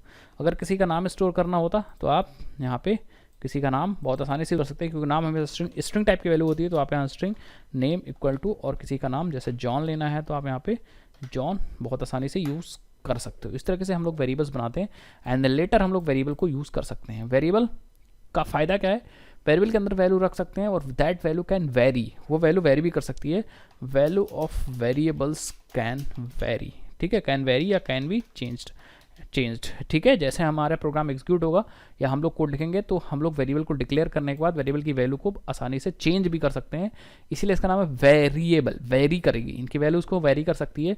वेरी करने का मतलब होता है कि सपोज ए की वैल्यू 50 है, हम लोगों ने एक वेरिएबल बनाया, उसकी वैल्यू 50 है, और फ्यूचर में हम चाहें तो उसकी वैल्यू को 60 कर सकते हैं। ठीक है, जैसे हमने इधर ए की वैल्यू 50 ले लिया, तो इस समय 56 ले लिया, तो इस समय 56 अगर आप प्रिंट करते हो system dot out dot print L N से, system dot out dot print L N से, तो इस समय ए प्रिंट करोगे तो आपको आउटपुट दिखेगा 56, ए की वैल्यू दिखेगी। बट अगर आप यहाँ पे ए की वैल्यू 20 कर देते हो, उसके बाद आप system dot out dot print L N use करते हो ए, तो आपको यहाँ पे 20 दिखेगी, क्योंकि आपने वेरिएबल की वैल्यू को क्या कर दिया, चेंज कर दिया है। तो ये काम भी आप बहुत आसानी से कर सकते हो। वेरिएबल के अंदर वैल्यू डाली आपने, ए के अंदर 56 डाला एंड उसको यूज़ किया एंड देन ए को चेंज कर दिया। वेरिएबल की वैल्यू आप चेंज कर सकते हो, ठीक है। एंड देन अगेन ए की वैल्यू प्रिंट कर दी। एक बार में फटाफट आपको इंटेल से आइडिया में करके दिखा देता हूँ। सपोज वेरिएबल बनाना है तो आप integer A is equal to 56 and system dot out dot println A लिख दीजिए एंड देन आप ए की वैल्यू चेंज करके 20 कर सकते हो एंड देन आप system dot out dot println and A को प्रिंट करके अपना आउटपुट देख सकते हो। तो मैंने प्रोग्राम को रन कर दिया और आप देख लो यहाँ पे 20 प्रिंट हुआ, ठीक है। 20 इसलिए प्रिंट हुआ एंड 56 यहाँ पे प्रिंट हुआ, आप देख सकते हो। 56 इसलिए यहाँ प्रिंट हुआ क्योंकि यहाँ पे आपने ln नहीं यूज़ किया, तो आप यहाँ पे ln यूज़ करके नेक्स्ट लाइन पे अपना आउटपुट ला सकते हो, ठीक है। सो आप देखो 56 प्रिंट हुआ ए की वैल्यू, फर्स्ट टाइम मैंने इनिशियलाइज किया और बनाया था वेरिएबल एंड देन यहाँ पे 20 प्रिंट हुआ क्योंकि सेकंड टाइम में वैल्यू चेंज हो गई थी। तो जब पहली बार आप वैल्यू बनाओगे तो डेटा टाइप भी लिखोगे, लेकिन सेकंड टाइम आप बना नहीं रहे हो वेरिएबल, वो वेरिएबल यूज़ कर रहे हो। तो फर्स्ट टाइम जब भी वेरिएबल बनाएंगे देन आप टाइप बनाओ लिखोगे एंड सेकंड टाइम आप वेरिएबल का टाइप नहीं लिखोगे। जिस तरह इंटीजर है उसी तरह आप स्ट्रिंग भी यूज़ कर सकते हो, कोई दिक्कत नहीं। Name equal to and different type के अलग अलग वेरिएबल्स आप बना के काम कर सकते हो एंड ये बहुत ईजी होता है काम करना वेरिएबल के साथ। सो आई होप आपको समझ में आया होगा वेरिएबल्स क्या होते हैं। वेरिएबल मीन्स कि हमें डेटा स्टोर करना है, तो वेरिएबल एक कंटेनर है जिसके अंदर हम वैल्यू को रख सकते हैं, डेटा को रख सकते हैं, ठीक है, वही हमारा वेरिएबल होता है। तो नेक्स्ट टॉपिक की तरफ बढ़ते हुए देखते हैं कि आगे कौन सा टॉपिक हमें कवर करना है। तो गाइज हम लोगों ने सीख लिया यहाँ पे वेरिएबल क्या होते हैं, वेरिएबल को कैसे बनाते हैं, और वेरिएबल को बनाते समय हमें टाइप का बहुत ज़्यादा इंपॉर्टेंस रखना होता है, ठीक है। मतलब हमें टाइप बहुत इंपॉर्टेंट रखना होता है। तो अब हम लोग यही सीखने वाले हैं कि बेसिकली ये डेटा टाइप्स होते क्या हैं। तो डेटा टाइप्स को बताने से पहले मैं आपको बताऊंगा कि डेटा टाइप की हेल्प से, डेटा टाइप की मदद से हम लोग क्या कर सकते हैं, किसी वेरिएबल में कौन सी वैल्यू स्टोर करनी है ये पता लगा सकते हैं। तो अगर हम जावा डेटा टाइप्स की बात करें तो सबसे पहले आपको यही समझना होगा कि जावा डेटा टाइप्स होते क्या हैं। तो जहाँ पे जावा डेटा टाइप्स की बात आ जाती है वहाँ पे, या जावा डेटा टाइप्स की नहीं, किसी भी डेटा टाइप्स की अगर बात आती है तो आपको वहाँ पे डेटा टाइप्स का मतलब सिंपली यही समझना है कि वो वेरिएबल किस टाइप की वैल्यू स्टोर कर रहा है, किस टाइप का, मतलब क्या रख रहा है अपने अंदर। तो क्योंकि जावा एक स्टैटिकली टाइप्ड प्रोग्रामिंग लैंग्वेज है, जावा एक स्टैटिकली टाइप्ड या स्टैटिक प्रोग्रामिंग लैंग्वेज ऐसे बोलें, स्टैटिकली, ठीक है, टाइप। इसका मतलब जब भी हम कोई वेरिएबल बनाएंगे, सपोज हमने यहाँ x इक्वल टू 70 या 78.4 बना दिया, तो अब ये जो 78.4 ये वैल्यू है और ये एक वेरिएबल है। तो अब क्योंकि स्टैटिकली टाइप प्रोग्रामिंग लैंग्वेज है, इसका मतलब हम लोग को पहले से ही बताना पड़ेगा कि x अपने अंदर रखेगा क्या, कौन सा टाइप रखेगा। क्योंकि ये पॉइंट की वैल्यू है तो हम लोग यहाँ पे डबल स्टोर कर सकते हैं, डबल ले सकते हैं, क्योंकि डबल के अंदर हम लोग पॉइंट रख सकते हैं। तो अब डेटा टाइप हमें यही बता रहा है कि मतलब वेरिएबल के अंदर किस टाइप की वैल्यू स्टोर है। तो data type represents a variable, a value that can be stored by variable, which type of value that can be stored by variable. Simple सी अगर हम लोग ऐसे ही रफ लैंग्वेज बोले तो जो कटोरा था आप रख रहे थे, जो अपनी वैल्यू, अपना सामान उस कटोरे में रख रहे थे, उसके अंदर आप क्या रख रहे हो ये हमें बता रहा है डेटा टाइप। मतलब क्या रख रहे हो, जैसे सपोज उसके अंदर हो सकता है कोई डॉग रख दी, तो डॉग जो है वो डेटा टाइप है, और डॉग एक्चुअल जो वैल्यू है, जो कुत्ता होगा वो एक वैल्यू होगी। जैसे फॉर एग्जांपल कोई आलू आके आपके कटोरे में रख दिया, तो आलू क्या है कि मतलब जो ऑब्जेक्ट है वो एक वैल्यू है, बट टाइप क्या है, इट इज़ अ पोटैटो। तो पोटैटो एक टाइप हो सकता है। तो डेटा टाइप हमें बेसिकली ये बताता है कि आप उसके अंदर रख क्या रहे हो, वेरिएबल जो बना रहे हो उसके अंदर रख क्या रहे हो, तो वो रिप्रेजेंट करता है डेटा टाइप। अब जो डेटा टाइप है जावा में दो तरीके के होते हैं, एक होता है primitive data type, primitive data types, और दूसरे होते हैं नॉन प्रिमिटिव डेटा टाइप्स। तो दोनों को मैं अलग अलग लिखूंगा, एंड दूसरे होते हैं नॉन प्रिमिटिव डेटा टाइप। तो इन दो प्रकार के डेटा टाइप अवेलेबल हैं आपके जावा प्रोग्रामिंग लैंग्वेज में, नॉन प्रिमिटिव डेटा टाइप। अब नॉन प्रिमिटिव डेटा टाइप को ही हम लोग बहुत बार रेफरेंस डेटा टाइप बोलते हैं या फिर यूज़र डिफाइंड डेटा टाइप बोलते हैं। इसी को हम लोग रेफरेंस डेटा टाइप बोलते हैं end user defined data type बोलते हैं, यूज़र डिफाइंड डेटा टाइप बोलते हैं।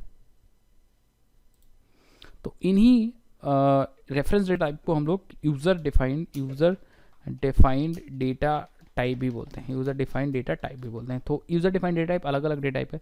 अब आपको समझना होगा कि इन दोनों डेटा टाइप्स में क्या क्या डिफरेंस है और कौन कौन से हमारे प्रिमिटिव डेटा टाइप्स हैं, कौन कौन से हमारे नॉन प्रिमिटिव डेटा टाइप हैं। तो अब मैं बात करूँ तो primitive data type, these are the inbuilt data type. ये इनबिल्ट डेटा टाइप है, इनबिल्ट डेटा टाइप या inbuilt with inbuilt with language, ये लैंग्वेज के साथ इनबिल्ट है। इनकी साइज फिक्स होती है, रेंज इनका फिक्स होता है, ठीक है। और जावा में ऐसे 8 डेटा टाइप हैं, 8 data types are available in Java for primitive, ठीक है। 8 डेटा टाइप्स हैं, कौन कौन से मैं भी आपको बताऊंगा। And non primitive data types ऐसे डेटा टाइप्स हैं जो यूज़र क्रिएट करेगा, इसलिए इसका नाम है यूज़र डिफाइंड। तो ये डेटा टाइप यूज़र अपने अनुसार इसको क्रिएट करेगा, it is created by user, तो ये यूज़र क्रिएट करेगा अपने अनुसार। तो दीज आर द जो आपको फ्री में मिल गए उन्हें फ्री में यूज़ करना है।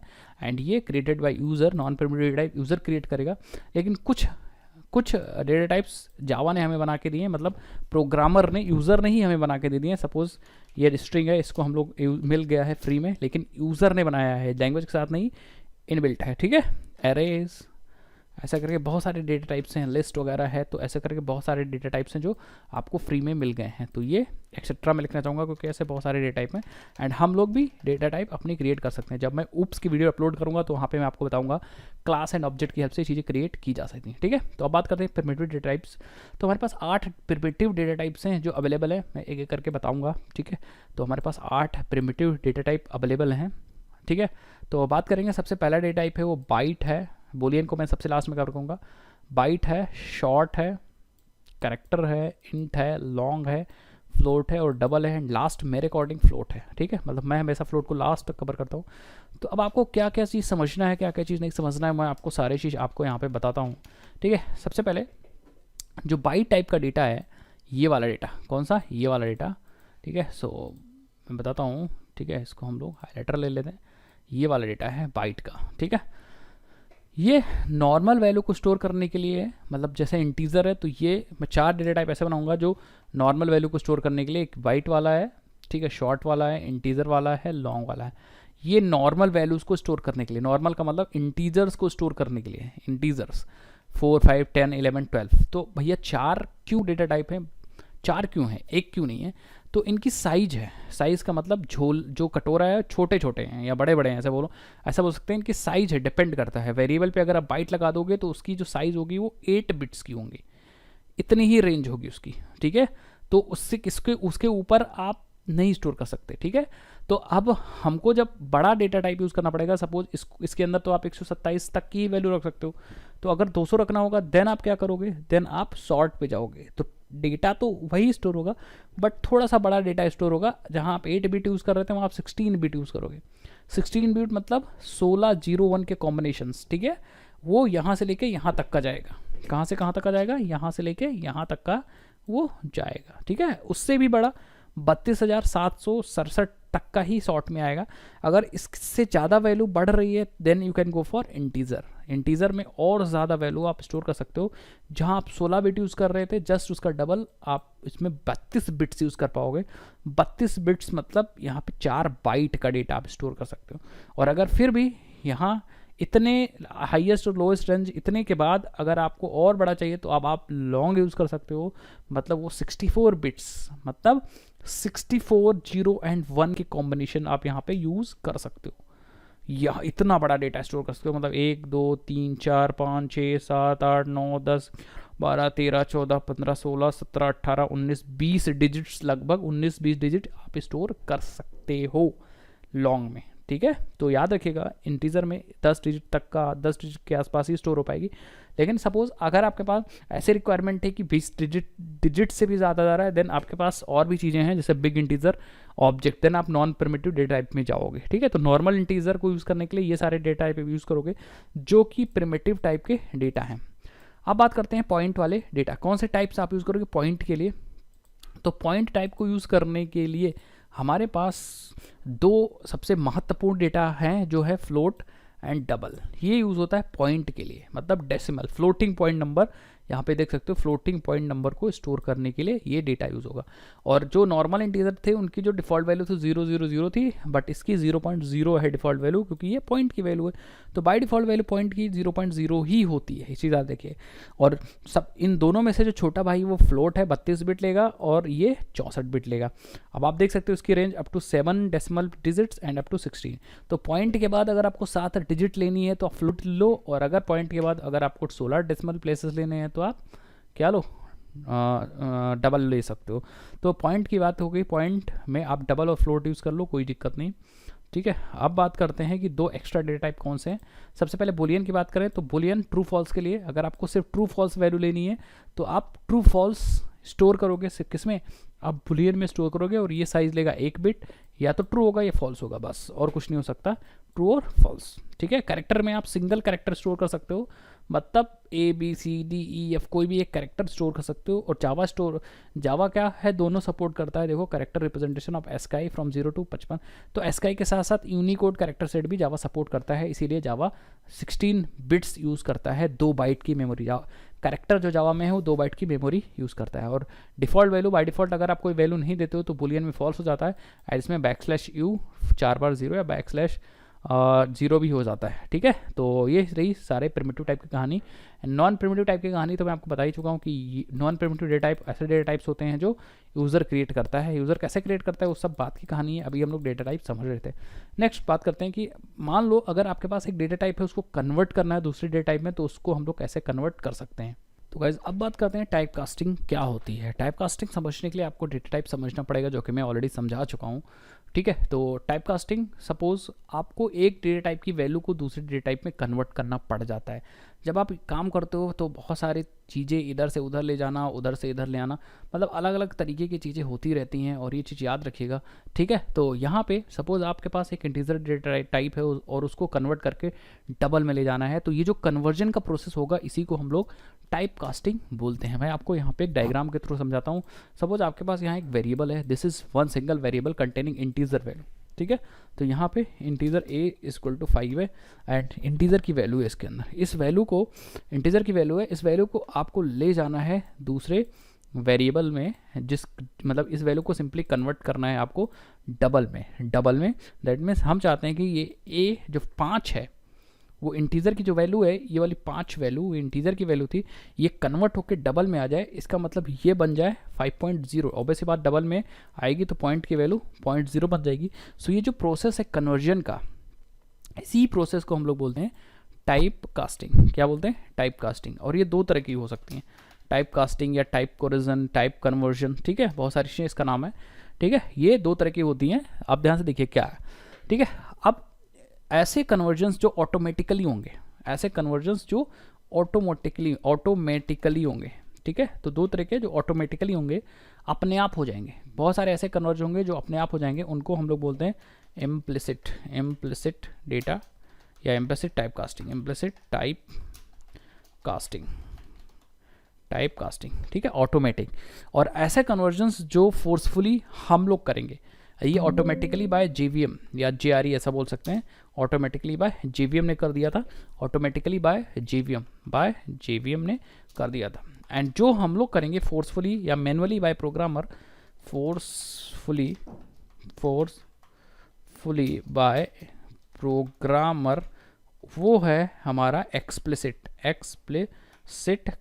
टाइप कास्टिंग या explicit type conversion, type casting. तो टाइप कास्टिंग 2 तरह की होती है, इनके और भी नाम है।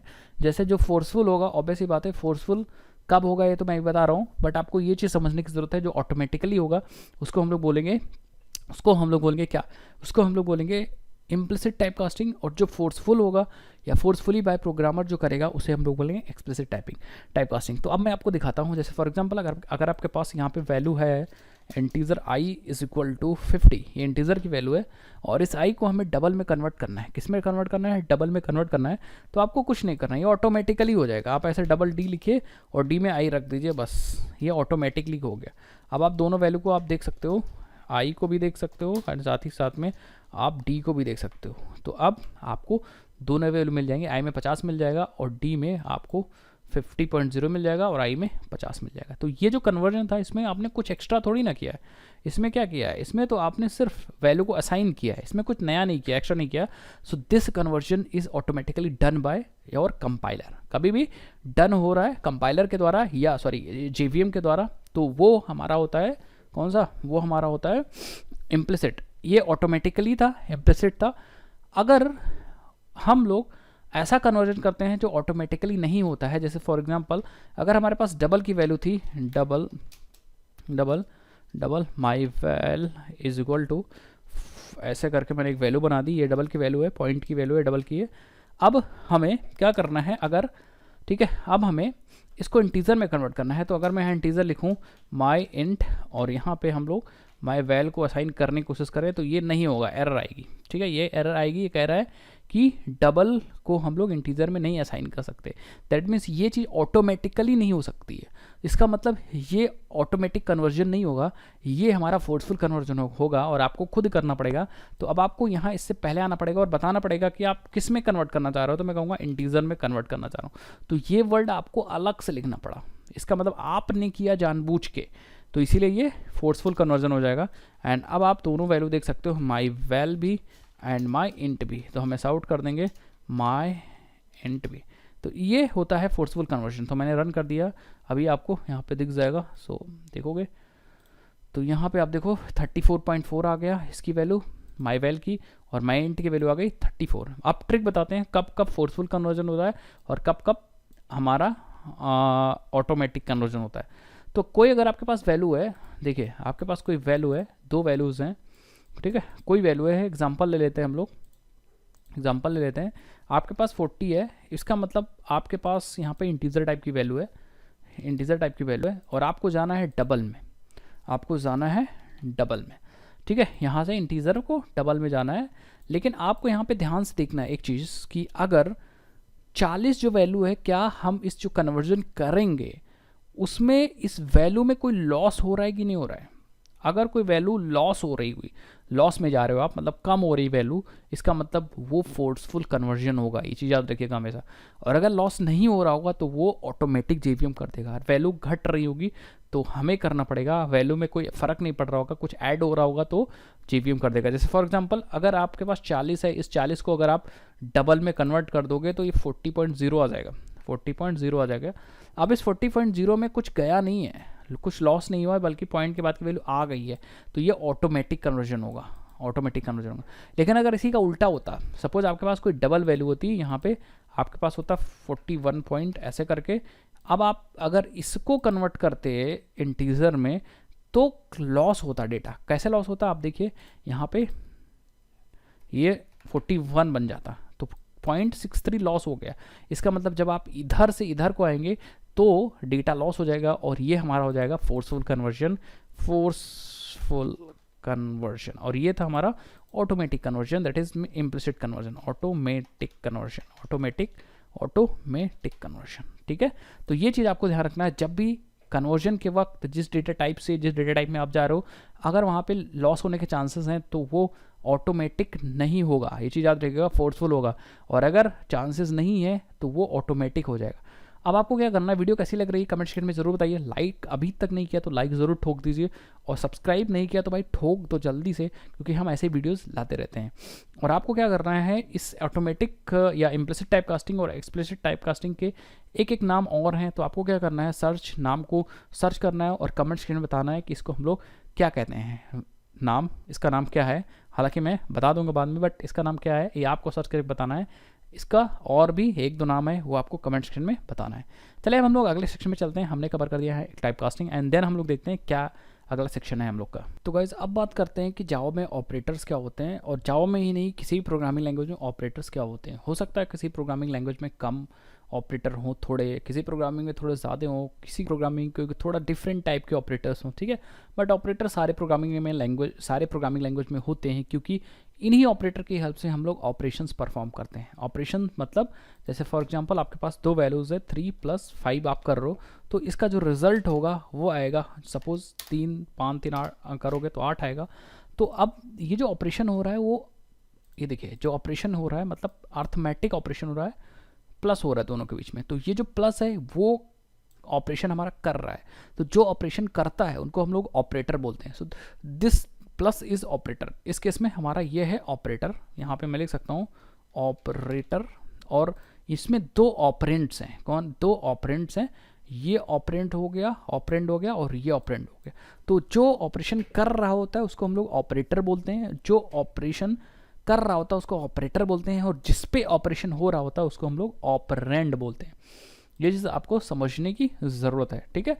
तो अगर आपसे बोलें कि ऑपरेटर्स क्या होते हैं, तो आप बोलोगे कि operators are the symbols. Operators एक सिंबल होते हैं, जैसे प्लस था तो ऑपरेटर एक सिंबल है। ऑपरेटर्स सिंबल्स हैं जिनकी हेल्प से हम लोग ऑपरेशंस परफॉर्म करते हैं, ठीक है। Operators is a symbol that is use to perform operations. जैसे अभी मैंने आपको एक एग्जांपल दिया कि जैसे प्लस है तो प्लस दो नंबर्स को सम कर देगा, तो प्लस की हेल्प से सम हो रहा है, दैट मीन्स ऑपरेशन हो रहा है। एंड किस पे? दो नंबर पे। तो नंबर 1 नंबर 2 क्या है? हमारे ऑपरेंड्स हैं। तो दो ऑपरेंड पे हमारा ऑपरेशन परफॉर्म होता है, इसीलिए इसको हम लोग ऑपरेटर बोलते हैं। तो जो कोई काम कर रहा हो, ऑपरेशन कर रहा हो, इसीलिए हम लोग उसको ऑपरेटर बोलते हैं। तो ऑपरेटर बहुत ज़्यादा इंपॉर्टेंट है, ठीक है। और जावा में या किसी भी प्रोग्रामिंग लैंग्वेज में अलग अलग टाइप के ऑपरेटर्स अवेलेबल हैं। जैसे अभी हम लोग डिस्कस करते हैं, बारी बारी से ऑपरेटर्स डिस्कस करते हैं। तो अगर मैं ऑपरेटर की बात करूं तो आपको सिंपली गूगल कर लेना था ऑपरेटर्स, बट मैं आपको समझा देता हूं, मैंने नेट से निकाल ली है सीट, ठीक है। तो अब आपको देखना है, ठीक है। अब अलग अलग ऑपरेटर्स हैं, जैसे हम लोग एक एक करके कवर करेंगे। सबसे पहले बात करेंगे अर्थमेटिक ऑपरेटर की। सारे हम अपने तरीके से चलेंगे, सबके तरीके से नहीं चलेंगे, ठीक है। तो मैं क्या करता हूँ, हल्का सा इसको पतला कर लेता हूँ, ठीक है। तो हम लोग क्या करते हैं, सबसे पहले हम लोग बात करते हैं अर्थमेटिक ऑपरेटर की। अर्थमेटिक ऑपरेटर में हमारा जैसे मल्टीप्लिकेशन हो गया, एडिशन सब्ट्रैक्शन हो गया, ये सारे हमारे मतलब ऑपरेटर हैं अर्थमेटिक, क्योंकि ये मैथमेटिकल काम कर रहे हैं। तो जैसे हमारा प्लस हो गया, माइनस हो गया, ये हो गया, मल्टीप्लाई हो गया, डिवाइड हो गया, मॉड हो गया, तो ये सारे ऑपरेशन हमारे आ जाएंगे किसमें? ये सारे ऑपरेशन आ जाएंगे हमारे अर्थमेटिक ऑपरेटर के अंदर। तो अर्थमेटिक ऑपरेटर हमारा मैथमेटिकल काम करेगा। क्या काम करेगा? मैथमेटिकल काम करेगा, इसीलिए हम इसको अर्थमेटिक ऑपरेटर बोलते हैं। आई थिंक समझ में आया होगा मैं क्या कहने की कोशिश कर रहा हूँ, ठीक है। अब अगर बात करें भाई हम लोग, ठीक है, दूसरे ऑपरेटर की बात करें तो हम लोग पकड़ेंगे इस तरफ रिलेशनल ऑपरेटर को। रिलेशनल ऑपरेटर कंपैरिजन करने के लिए यूज होता है। क्या करने के लिए? कंपैरिजन। जैसे कोई नंबर है तो क्या दूसरे नंबर से बड़ा है, छोटा है, बराबर है, ठीक है। इस तरह के जितने भी ऑपरेशन होते हैं, greater than, less than, greater than equal to, less than equal to, greater than equal to, instance of operator, तो ये सारे ऑपरेटर हमारे आ जाते हैं किसमें? ये सारे ऑपरेटर हमारे आ जाएंगे रिलेशनल। कंपैरिजन और इक्वालिटी, इक्वालिटी चेक करना वो भी तो एक कंपैरिजन है। तो मतलब कोई नंबर बराबर है दूसरे से कि नहीं बराबर है, ये चीज़ भी रिलेशन ऑपरेटर में आ जाएंगे। तो बेसिकली रिलेशनल ऑपरेटर एक दूसरे में रिलेशन चेक करता है और ये हमेशा ट्रू फॉल्स में आउटपुट देगा, चीज़ याद रखिएगा। अगर बराबर होगा तो ट्रू, नहीं होगा तो फॉल्स, बड़ा होगा तो ट्रू, नहीं होगा तो फॉल्स, ठीक है। इस तरह से काम करेगा। उसके बाद आते हैं हमारे लॉजिकल ऑपरेटर। तो लॉजिकल ऑपरेटर बेसिकली दो ऑपरेटर हैं हमारे पास, वैसे 3 होते हैं, एंड और नॉट, ठीक है। तो यहाँ पे 2 ही मेंशन किए हैं, बट कोई दिक्कत नहीं, हम समझ लेंगे, बाद में ज़रूरत पड़ेगी तो लिख लेंगे। एक एंड है जिसको हम लोग ऐसे यूज़ करते हैं, और एक और है जिसको हम लोग ऐसे यूज़ करते हैं। तो बेसिकली ये यूज़ क्यों होता है? ये चीज़ों को कंबाइन, कंडीशंस को कंबाइन करने के लिए होता है। सपोज आपने पहला लिखा, देन एंड लिखा, देन दूसरा कंडीशन लिखा, तो एंड का मतलब होता है ये पूरा एक्सप्रेशन तब ट्रू होगा जब दोनों, एंड लगा दिया इसका मतलब दोनों, बोथ, ये ट्रू होगा और ये ट्रू होगा, तब एंड हमें आउटपुट ट्रू देगा, ये चीज़ याद रखिएगा। और मतलब कोई भी, ठीक है, और मतलब कोई भी ट्रू तो ट्रू। तो और अगर आपने यहाँ पे लगाया होता तो इन दोनों में से कोई भी ट्रू हो जाता तो हमें ट्रू आउटपुट मिल जाता। तो ये बेसिकली हमारा लॉजिकल ऑपरेटर है। उसके बाद हम लोग टर्नरी ऑपरेटर लिख लेते हैं। टर्नरी ऑपरेटर में क्या होता है, मतलब ये कंडीशनल ऑपरेटर है जो मैंने लास्ट में लिख रखा था, बट इसको हम लोग यहीं पे कवर कर लेते हैं, ठीक है। तो टर्नरी ऑपरेटर क्या है कि इसमें 3 चीज़ें लिखते हैं। कैसे लिखते हैं मैं आपको बताता हूँ। टर्नरी ऑपरेटर में यहाँ पे बताता हूँ, ठीक है। तो टर्नरी ऑपरेटर में हमें क्या करना होता है, सबसे पहले एक्सप्रेशन लिखनी होती है, एक्सप्रेशन, एंड देन हमें क्वेश्चन मार्क लगाना होता है, एंड देन हमें यहाँ वैल्यू 1, यहाँ पे वैल्यू 1 पहली वैल्यू लिखनी होती है, कोलन, फिर वैल्यू 2 लिखनी होती है, वैल्यू दूसरी लिखनी होती है, ठीक है। तो अब होता क्या है कि अब एक्सप्रेशन है तो वो ट्रू फॉल्स आएगा, ये एक्सप्रेशन ट्रू फॉल्स आएगा। तो अब ये एक्सप्रेशन पूरा रिटर्न क्या करेगा, अगर ये एक्सप्रेशन की वैल्यू ट्रू होगी तो वैल्यू 1 आ जाएगा, ठीक है। अगर एक्सप्रेशन की वैल्यू ट्रू होगी तो वैल्यू 1 आ जाएगा, और अगर एक्सप्रेशन की वैल्यू फॉल्स होगी तो वैल्यू 2 चला जाएगा। बस यही ये एक्सप्रेशन ये रिटर्न कर देगा, डिपेंडिंग अपॉन एक्सप्रेशन आपको वैल्यू मिल जाएगी। तो अगर एक्सप्रेशन ट्रू होता है तो वैल्यू 1 मिलेगी, और एक्सप्रेशन फॉल्स होता है तो कोलन के बाद वाली वैल्यू मिलेगी। अगर आपने इसको किसी वेरिएबल में साइन किया तो वो वैल्यू दूसरे में साइन हो जाएगी, अदरवाइज प्रिंट किया तो प्रिंट हो जाएगा। तो इसी को हम लोग बोलते हैं टर्नरी ऑपरेटर। तो यहाँ पे एक्सप्रेशन लिखना है, ऐसे बोले तो कंडीशन लिखनी है। अगर कंडीशन ट्रू होती है तो वैल्यू 1 आउटपुट मिल जाएगा, और कंडीशन फॉल्स होती है तो वैल्यू 2 आउटपुट मिल जाएगा। इसीलिए यहाँ पे ऐसा लिखा हुआ है, ये देखो। तो यहाँ पे इस तरफ क्वेश्चन मार्क आ जाएगा, बीच में वैल्यू 1 आ जाएगी, वैल्यू 2 आ जाएगा। इसी तरह हमारे पास असाइनमेंट ऑपरेटर है, जो असाइन करने के लिए यूज़ होगा। जैसे अभी हम लोग यूज़ भी कर रहे थे, यहाँ पे ये देखो असाइन करने के लिए ये। तो 56 को ए में डालने के लिए असाइन करने के लिए इक्वल टू यूज़ हुआ था, तो इसीलिए इक्वल टू ऑपरेटर है, ठीक है। Equal two is assignment operator, तो यहाँ पे ये असाइनमेंट ऑपरेटर है। इक्वल टू हो गया, प्लस इक्वल टू यूज़ कर सकते हो, प्लस इक्वल टू मतलब प्लस करने के बाद असाइन करेगा, माइनस करने के बाद असाइन करेगा, तो ये सब चीज़ आप यूज़ कर सकते हो, ठीक है। मैं एक बार दिखाता हूँ। सपोज आपके पास ए की वैल्यू थी तो आप ऐसे भी कर सकते थे, A plus equal to and 50। इसका मतलब होता है, ये जो आपने लिखा है इसका मतलब है a equal to a plus 50। ये दोनों एक ही चीज़ लिखी है, बस मैंने इसको एक्सटेंड कर दिया, एक्सपैंड कर दिया है, और इसको एक्सपैंड नहीं किया। तो ये लिखो चाहे ये लिखो, ये दोनों एक ही चीज़ है। ये a प्लस इक्वल टू 50 का सिंपल मतलब होता है ए में पहले 50 ऐड करो, देन ए में वापस से असाइन कर दो, ए में 50 ऐड करो, देन ए में वापस सिंपल असाइन कर दो। सो आई थिंक आपको चीज़ें समझ में आएंगी। थोड़ा सा एक दो ऑपरेटर बचे, उसको हम लोग और देख लेते हैं। तो गाइज अब यहाँ पे बिट वाइज ऑपरेटर के बारे में भी थोड़ा बहुत बात कर लेते हैं। और बिट वाइज ऑपरेटर एक्चुअली इसका नाम बिट वाइज इसलिए है क्योंकि ये बिट्स पे काम करता है, ठीक है। तो एंड और यहाँ पे बिट वाइज एक्सक्लूसिव और है, बिट वाइज इंक्लूसिव और है, तो ये बेसिकली बिट्स पे काम करेगा। तो जैसे हम लोगों ने 34 एंड 35 लिख दिया, तो 34 पहले कन्वर्ट होगा आपके बाइनरी में एंड 35 भी बाइनरी में कन्वर्ट होगा, and then and operation perform होगा। इसी तरह और है तो पहले कन्वर्ट होगा, मतलब जो आप नंबर दोगे डेसिमल वाला वो पहले बाइनरी में कन्वर्ट होगा, देन हमारा बाइनरी ऑपरेशन एक्सक्लूसिव और परफॉर्म होगा, और इसी तरह इंक्लूसिव और परफॉर्म होगा। तो इसका नाम बिट वाइज ऑपरेटर होता है। ऐसा बहुत ज़्यादा नहीं यूज़ होता, बट कभी कभी यूज़ होता है। इसको इतना ज़्यादा इंपॉर्टेंट नहीं है, तो इसलिए मैं इतना ज़्यादा इसको डिटेल में कवर नहीं कर रहा हूँ। बट फिर भी अगर आपके क्वेश्चन वगैरह कभी इंटरव्यू वगैरह में पूछा जाता है तो इतना आपको पता होना चाहिए कि एटलीस्ट उसको एक्सप्लेन कर सको और चीज़ें समझा सको। अब ऊपर देखते हैं, तो एक हमारे पास दो ऑपरेटर बचे हैं, यूनरी ऑपरेटर और शिफ्ट ऑपरेटर। तो यूनरी ऑपरेटर की बात करें तो यूनरी का मतलब होता है सिंपल कि एक ही ऑपरेंड पे ऑपरेशन परफॉर्म होगा। जैसे ए पे ही अभी तक हम लोग क्या कर रहे थे, जो भी यहाँ पे ऑपरेशन परफॉर्म कर रहे थे, दो ऑपरेंड दो वेरिएबल होते थे, A plus B, A minus B, A and B. लेकिन यूनरी का मतलब होता है अब एक ही ऑपरेंड पे ऑपरेशन परफॉर्म होगा। जैसे यहाँ पे एक्सप्रेशन प्लस प्लस, तो ए प्लस प्लस हो, ए माइनस माइनस हो, माइनस माइनस ए हो, माइनस माइनस ए हो, ऐसा करके जो ऑपरेशन होंगे उनको हम लोग यूनरी ऑपरेटर बोलते हैं कि वो भैया एक ही ऑपरेंड में चल रहे हैं। मैं आपको दिखाता हूँ। सपोज अगर आप ए प्लस बी कर रहे हो, तो ये जो ऑपरेटर है प्लस असाइनमेंट ऑपरेटर है, ये दो ऑपरेंड पे कंबाइन चल रहा है, ए और प्लस ए और बी दोनों पे। बट अगर आपने ए प्लस प्लस कर दिया तो यहाँ पे तो एक ही ऑपरेंड है, इसीलिए इसको बोलेंगे इस वाले ऑपरेटर को, ये ऑपरेटर सिर्फ एक ही पे चल रहा है, ये जो ऑपरेटर है ये एक ही ए पे चल रहा है, इसीलिए इसको बोलेंगे यूनरी ऑपरेटर। अब क्योंकि ये वैल्यू लिखने के बाद प्लस प्लस है तो इसीलिए ये पोस्ट फिक्स है, बाद में आया तो इसलिए पोस्ट फिक्स इंक्रीमेंट ऑपरेटर है।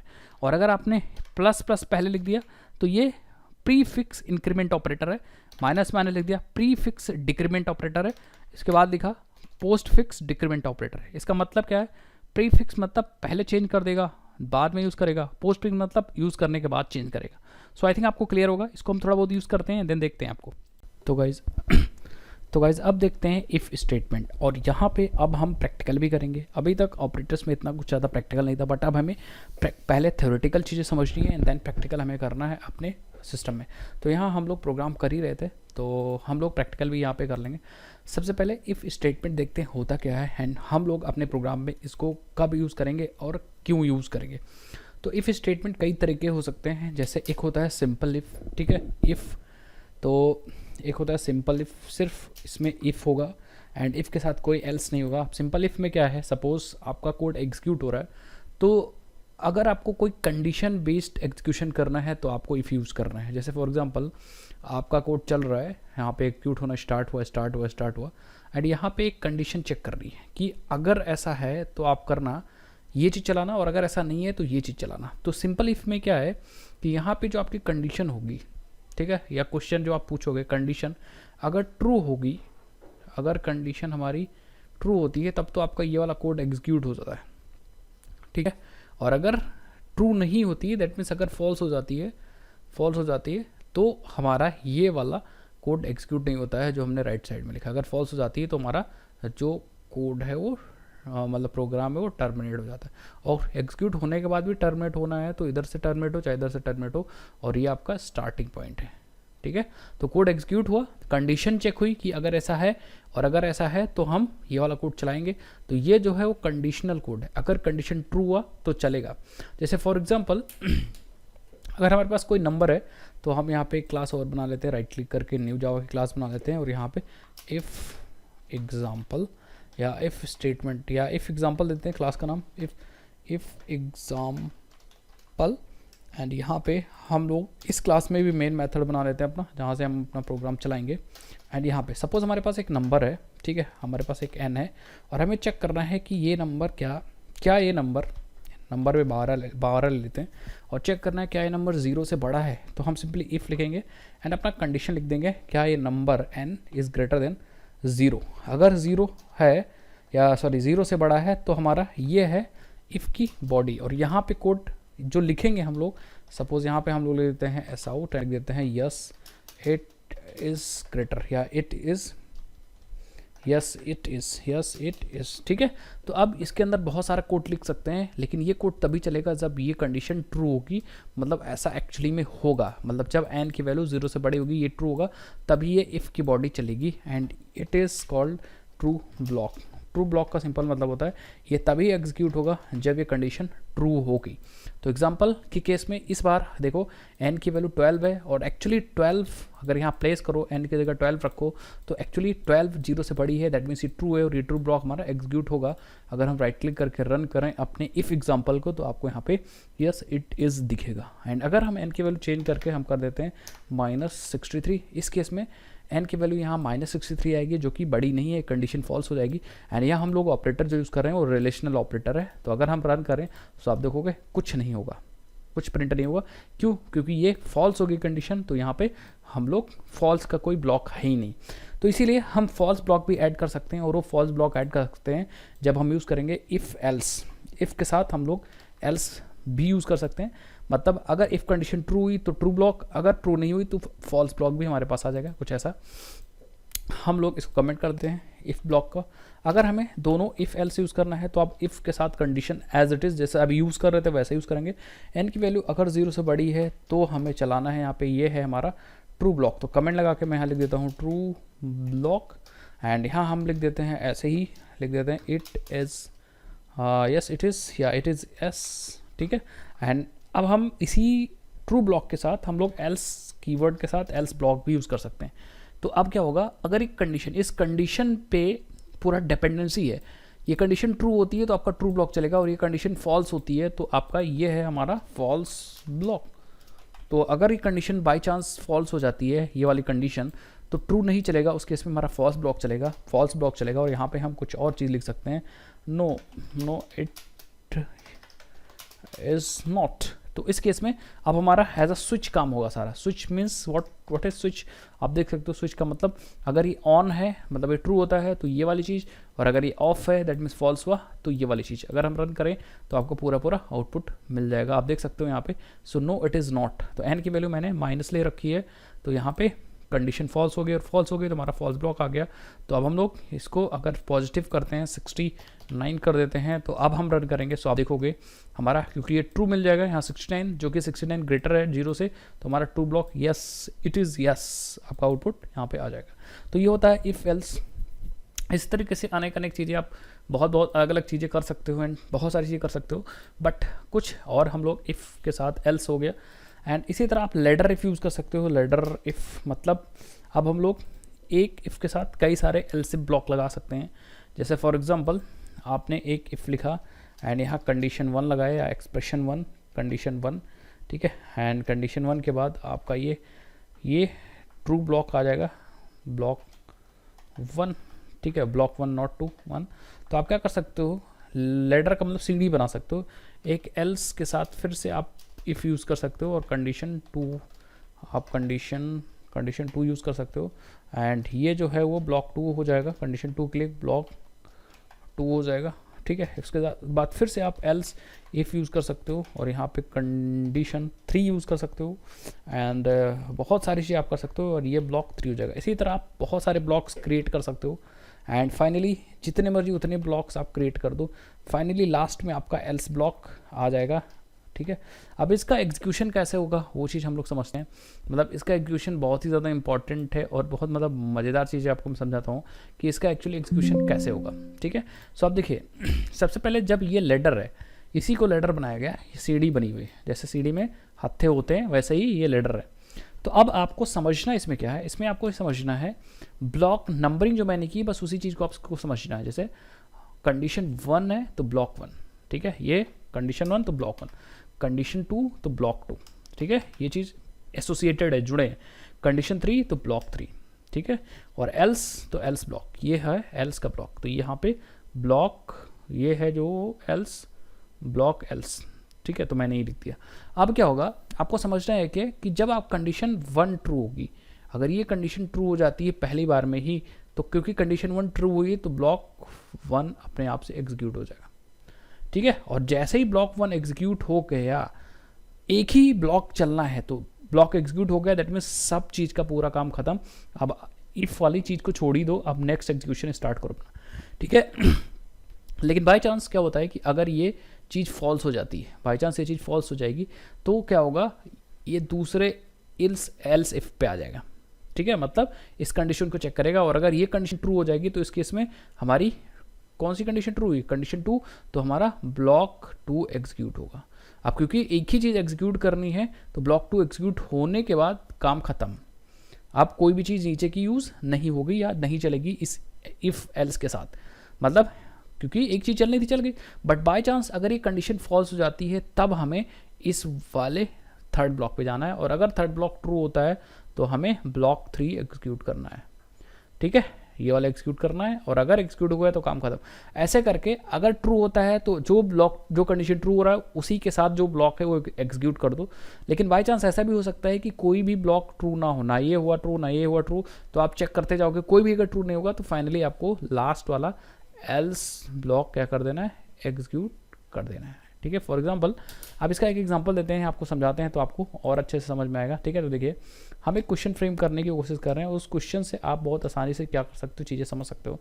तो एक बहुत फेमस क्वेश्चन है ग्रेडिंग का, मैं आपको दिखाता हूँ। हम लोग इस पर चलते हैं एकदम यहाँ पे, ठीक है। तो सपोज हमारे पास एक क्वेश्चन है, हम यूज़र से ले रहे हैं बच्चा का मार्क्स, कोई स्टूडेंट है उसका मार्क्स एम की वैल्यू सपोज कोई है। अब हमें बेस्ड ऑन मार्क्स हमें ग्रेडिंग प्रिंट करनी है। तो सपोज अगर मार्क्स की वैल्यू 90 से बड़ी है तो हमें आउटपुट देना है, यहाँ पे आउटपुट देना है, हमें आउटपुट देना है ग्रेड ए, ठीक है, ग्रेड ए, ये मतलब आउटपुट देना हमें ए, ठीक है। तो मैं 2 ही 3 रखूँगा।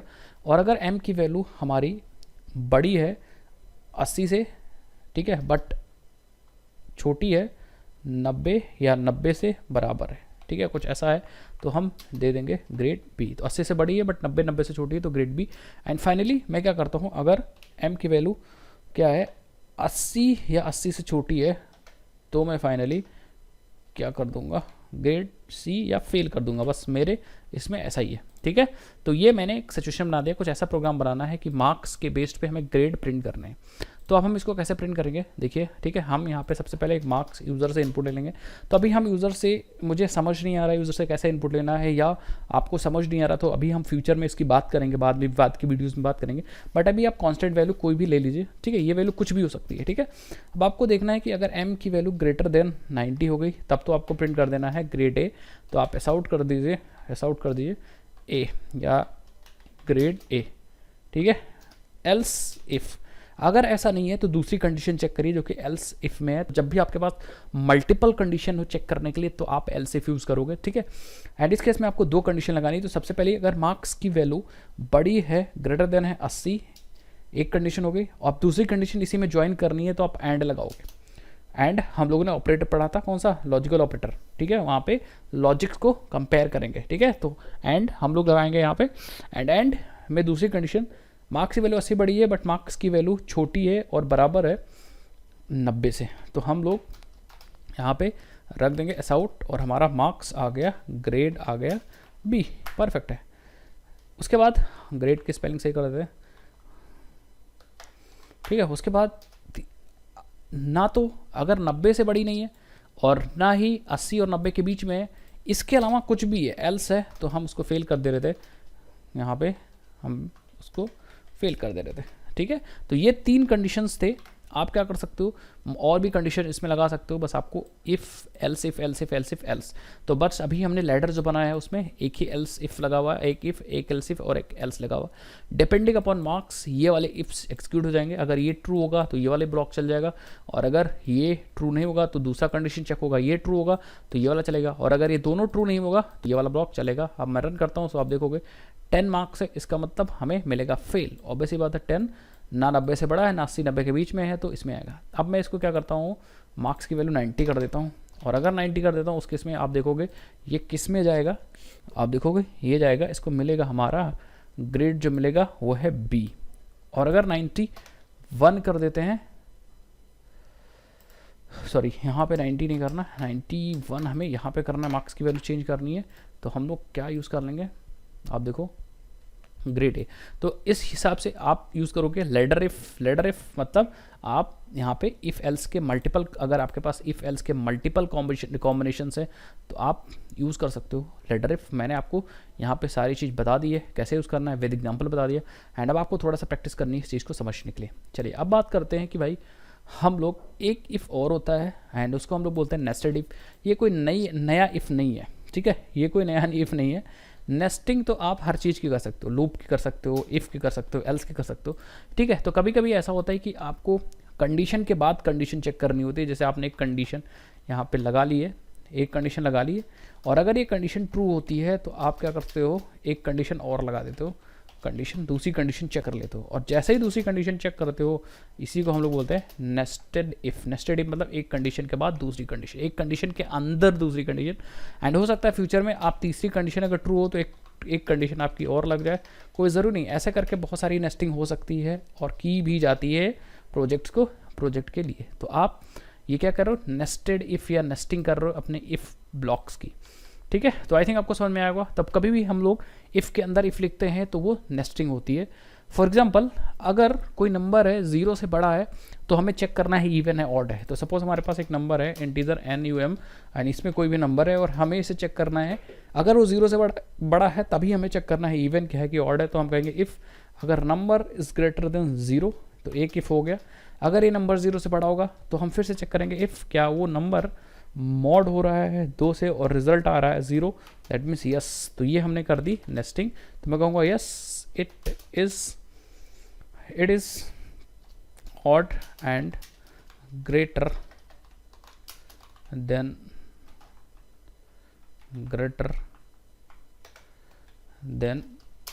0, ठीक है। तो ये दो कंडीशंस मैंने यहाँ पे लगा दी है। कौन कौन सी कंडीशंस यहाँ लगा दी है, अगर हमारा, ठीक है, अगर हमारा 0 से बड़ा है तभी मैंने इफ़ चेक किया। तो नेस्टेड इफ़ कोई नई चीज़ नहीं, नेस्टेड इट वही इफ़ ही है, बट आपने क्या कर दिया, इफ़ के अंदर इफ़ कर दिया तो उसको नेस्टेड इफ़ बोलते हैं, ठीक है। तो ये हमारे सारे इफ़ की चीज़ें खत्म हो गई। एक चीज़ मैं और बताना चाहूँगा, अगर आप इफ़ के साथ सिंगल स्टेटमेंट लिखते हो, जैसे आपने यहाँ पे लिख दिया इफ़ ट्रू, और अगर आपके पास सिर्फ और सिर्फ सिंगल स्टेटमेंट है, एक ही स्टेटमेंट है, या इट इज़ ट्रू, ठीक है, या इट इज़ ट्रू। तो अगर आपके पास सिंगल स्टेटमेंट है, एक ही लाइन है, तो आप इस ब्रैकेट को मिस कर सकते हो। एक लाइन आ जाएगी आपके इफ़ ब्लॉक में, ठीक है। तो एक लाइन है तो आपको ब्रैकेट लिखने की ज़रूरत नहीं, बट अगर आपके पास आपके ब्लॉक के अंदर मल्टीपल लाइन है तभी आपको ये चीज़ लिखनी है। एंड ये ट्रस्ट में ये चीज़ बहुत सारे लोगों को नहीं पता होती। तो ये चीज़ आई थिंक आपको समझ में आ गई। इफ़ के सारे स्टेटमेंट आपको समझ में आ गए, सिंपल इफ़ के साथ एल्स, इफ़ के साथ ladder if and nested if and with example. तो गाइज अब बात कर लेते हैं स्विच स्टेटमेंट की, ठीक है। अब स्विच स्टेटमेंट अगर मैं बताऊं तो स्विच स्टेटमेंट अल्टरनेटिव है इफ़ एल्स लेडर का, ठीक है। हम लोग जो एल्स इफ लेडर यूज़ कर रहे थे उसी का ये अल्टरनेटिव है। मतलब अगर आपके पास मल्टीपल कंडीशन है तो आप क्या यूज़ करोगे, स्विच स्टेटमेंट यूज़ कर सकते हो, ठीक है। इसका यूज़ करने का सिंटेक्स सबसे पहले मैं बता दूँ तो स्विच क्या है, स्विच के अंदर बहुत सारे केसेस होंगे एंड स्विच का स्टेटमेंट सिंपली सिंटेक्स है, आपको लिखना है स्विच और यहाँ पे अपना वेरिएबल पास कर देना है, ठीक है। वेरिएबल मतलब बोलूँ या वैल्यू बोलूँ तो ज़्यादा सही है। आप यहाँ पे अपनी एक वैल्यू पास कर दोगे, हो सकता है वेरिएबल हो, वेरिएबल के अंदर वैल्यू रखी हो, और हो सकता है वो डायरेक्ट वैल्यू। तो आपने यहाँ वैल्यू पास कर दी और यहाँ पे आप कोई इंटीजर वैल्यू पास कर सकते हो, कोई स्ट्रिंग भी पास कर सकते हो, ठीक है। तो यहाँ पे आप कोई वैल्यू पास कर सकते हो। और स्विच के अंदर आप बनाओगे केसेस, तो आप यहाँ पे केस 0 बना सकते हो, इंटीजर के लिए केस 0 बना सकते हो, और केस के अंदर आपको यहाँ पे लिखना है ब्लॉक, ठीक है, तो ये ब्लॉक है। एंड ब्लॉक पूरा कोड लिखने के बाद, स्टेटमेंट्स लिखने के बाद, या यहाँ पे अगर अच्छा बोलूँ तो आप यहाँ पे स्टेटमेंट्स लिख सकते हो। तो थोड़ा सा मैं ऐसे बना देता हूँ जिससे आपको पता चले कि यहाँ पे कोड लिखा है।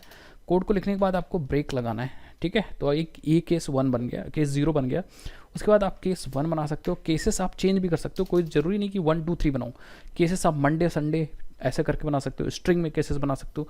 इस केस में नेम बना सकते हो, केस दुर्गेश, केस अमन, केस अंकित, ऐसे करके केसेस बना सकते हो, ठीक है। तो अभी हम 0 1 का एग्जांपल ले रहे हैं, तो हमने यहाँ पे 2 या 3 केसेस बना सकते हैं। हर एक केस के बाद आपको ब्रेक लगाना ज़रूरी है, अदरवाइज फॉल थ्रू हो जाएगा। फॉल थ्रू में क्या होगा, कोड रुकेगा नहीं।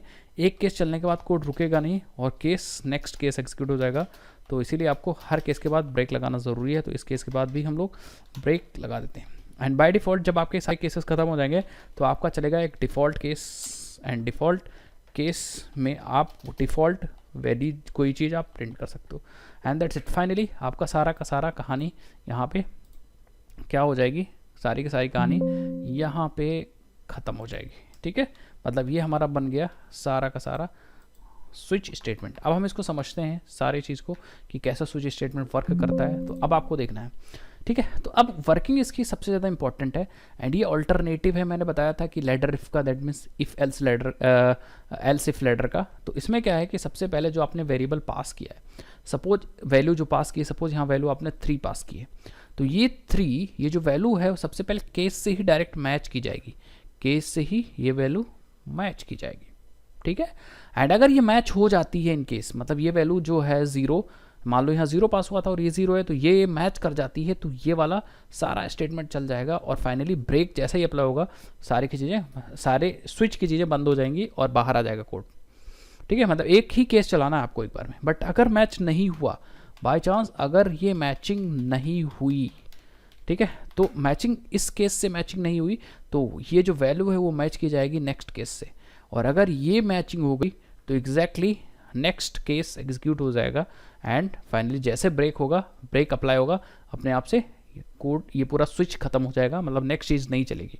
और अगर केस 1 भी नहीं मैच हुआ तो उस केस में आपका ये वैल्यू मैच होगी केस 2 के साथ। और अगर केस 2 मैच हुआ तो केस 2 वाला कोड पूरा चलेगा। एंड ब्रेक जैसे अप्लाई होगा पूरा कोड एग्जीक्यूट हो जाएगा। एंड फाइनली ऐसा भी हो सकता है कि किसी भी केस के साथ अगर ये वैल्यू नहीं मैच हो रही है, देन फाइनली हमारा एग्जीक्यूट हो जाएगा डिफ़ॉल्ट केस। तो अगर मैं बोलूँ तो ये बेसिकली कंडीशन है जो आपने इफ़ और एल्स इफ में लिखा था, ठीक है। एंड ये आपका एल्स वाला ब्लॉक है। तो अगर कोई केस नहीं मैच करता तब आपका डिफ़ॉल्ट केस चल जाता है। अब चलते हैं इसका प्रैक्टिकल। बस आपको याद क्या रखना है कि इसमें से एक ही केस एक बार में चलेगा एंड मल्टीपल केसेस नहीं एग्जीक्यूट हो सकते। और बाय चांस अगर आप ब्रेक लगाना भूल जाते हो तो केस 0 मैच किया तो 0 मैच एग्जीक्यूट होने के बाद अपने आप से 1 पे आ जाएगा, तो उसका कोई मतलब ही नहीं रह जाएगा। तो एक हम लोग राइट क्लिक करके एक फाइल बना लेते हैं, स्विच एग्जाम्पल, सिर्फ एग्जाम्पल मैंने बना लिया, तो स्विच एग्जाम्पल। एंड इसके अंदर भी हम लोग क्या करते हैं, मेन मेथड बना लेते हैं, थोड़ा सा बड़ा कर लेते हैं, ठीक है। एंड यहाँ पे एक हम लोग वेरिएबल लेते हैं डे, और डे में ऐसे ही हम लोग मंडे MON रख लेते हैं। इसको हम लोग चेंज करेंगे अभी हम लोग को, क्योंकि हम लोगों ने ये नहीं सीखा कि कैसे हम लोग यूज़र से इनपुट लेते हैं, तो इसलिए हम लोगों ने MON रख लिया है, ठीक है। अब हम यहाँ पे स्विच लगाएंगे, नॉट वाइल, हम लगाएंगे यहाँ स्विच। एंड स्विच में हम लोग अपना डे पास कर देंगे, क्योंकि हम लोग स्ट्रिंग के साथ काम कर रहे हैं। अब हम लोग केसेस बनाएंगे, हो सकता है आपका डे केस मंडे हो, तो हम कहेंगे S out it is Monday. और स्टेटमेंट लिखने के बाद आपको ब्रेक लगाना इसलिए ज़रूरी है क्योंकि अगर आप ब्रेक लगा दोगे तो बाकी अगर मैच कर जाता है तो आगे के केसेस नहीं एग्जीक्यूट होंगे। तो केस मंडे हो गया। एंड फाइनली केस हम लोग ट्यूज भी लेंगे, ठीक है। एंड केस ट्यूसडे में हम लोग क्या करेंगे, स्ट्रिंग बंद कर दो भाई, ठीक है। एंड ट्यूसडे में हम लोग यहाँ पे लिख देंगे S out, and S out में हम लोग देंगे इट इज़ ट्यूसडे, ठीक है, परफेक्ट। एंड ये लिखने के बाद हम यहाँ पे फिर से ब्रेक लगा देंगे, ठीक है। अब केस इसी तरह आप मल्टीपल केसेस बना सकते हो। केस वेडनेसडे वेड लेते हैं एंड यहाँ पे एस आउट लिख देते हैं, हाँ इट इज़ वेडनेसडे, ठीक है। एंड फाइनली ब्रेक कर देते हैं। और अगर कोई केस नहीं मैच करता है तो हमारे पास डिफ़ॉल्ट केस है जो चलेगा इनवैलिड डे, ठीक है। तो ये सिंपल सा कहानी है। अगर ये इस डे, ये जो डे की वैल्यू है मंडे मैच कर जाएगा इस केस से, तो ये चीज़ चल जाएगी एंड ब्रेक मतलब ये स्विच खत्म हो जाएगा। और अगर इससे मैच कर जाएगी तो ये चल जाएगा, मतलब एक बार में एक ही चलेगा। अगर इससे नहीं मैच करेगी तब इससे मैच कराएगा एंड ये चल जाएगा। और इस दोनों से नहीं मैच करेगी तो वेडनेसडे से मैच होगा, इससे भी नहीं मैच होगा तो बाकी बाय डिफ़ॉल्ट हमारा डिफ़ॉल्ट केस चलेगा। मैं आपको दिखाता हूँ कि मैंने इसको रन किया, सो आप देखोगे इट इज़ अ मंडे आया, दैट मीन्स ये जो डे की वैल्यू है वो इस वाले केस से मैच कर गई, तो ये एग्जीक्यूट हुआ एंड देन फाइनली हमारा स्विच खत्म हो गया। एंड अगर हम यहाँ पे कर दें ट्यूस, तो आप देखोगे ये किससे मैच होगा, देखोगे दूसरे वाले केस से मैच किया, इट इज़ ट्यूसडे। बट अगर हम इसको संडे कर दें तो संडे का कोई केस ही नहीं है, तो उस केस में हमारा डिफ़ॉल्ट केस एग्जीक्यूट हो जाएगा। अब देखो यहाँ पे आपका डिफ़ॉल्ट केस एग्जीक्यूट हो जाएगा एंड डिफ़ॉल्ट में हमने क्या ले रखा है, इनवैलिड डे। अगर आप चाहो तो डिफ़ॉल्ट में ब्रेक लगा दो, बट डिफ़ॉल्ट में ब्रेक लगाने का कोई इसलिए मतलब नहीं क्योंकि इसके नीचे कोई केस है ही नहीं। तो अगर लगा भी दोगे, नहीं भी लगाओगे तो ऑप्शनल है। बाई चांस अगर केस मिस कर देते हो तो फॉल थ्रू हो जाएगा। सपोज यहाँ पे केस मिस कर दिया और मंडे मैच कर गया, तो इस केस के साथ साथ वो नेक्स्ट केस भी एग्जीक्यूट कर देगा। तो आई थिंक आपको समझ में आ गया होगा, मैंने प्रैक्टिकल भी कर दिया है। अब आप depending upon this value switch case लगा सकते हो, जो स्विच ऑन होगी वो वाला ब्लॉक एग्जीक्यूट हो जाएगा। एंड गाइस लूप सीख करके धीरे धीरे फाइनली इस वीडियो में सारे बेसिक्स कवर कर चुके होंगे एंड हम लोग अपने नई जर्नी की तरफ, नेक्स्ट वीडियो की तरफ बढ़ रहे होंगे। तो सबसे पहले हम लोग लूप्स को कंप्लीट कर लेते हैं, उसके बाद हम लोग देखते हैं क्या करना है हम लोग को।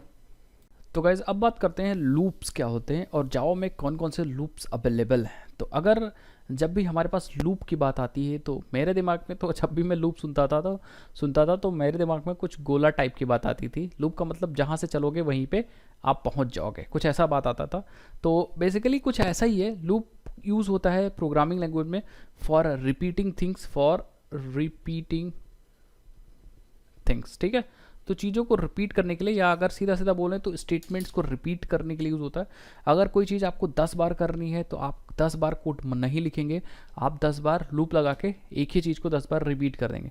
तो कभी भी सिमिलर चीज़ आपको करना है या कुछ चीज़ें रिपीट करना है तो आप क्या यूज़ कर सकते हो, आप लूप यूज़ कर सकते हो। तो लूप हमेशा यूज़ होता है for repeating statements and number of times, ठीक है। तो कोई भी स्टेटमेंट है उसको n number of times repeat करना है तो आप लूप यूज़ कर सकते हो। लूप मतलब सिंपली, जैसे एक एग्जांपल देता हूँ, मैं बोलूँ आप अपना नाम प्रिंट कर दो एक बार, तो आप एक बार system.out.println कर दोगे। मैं बोलूँ दो बार कर दो तो आप 2 बार लिख दोगे system.out.println। लेकिन अगर मैं बोलूँ 1000 बार कर दो तो आप 1000 बार कोड लिखोगे।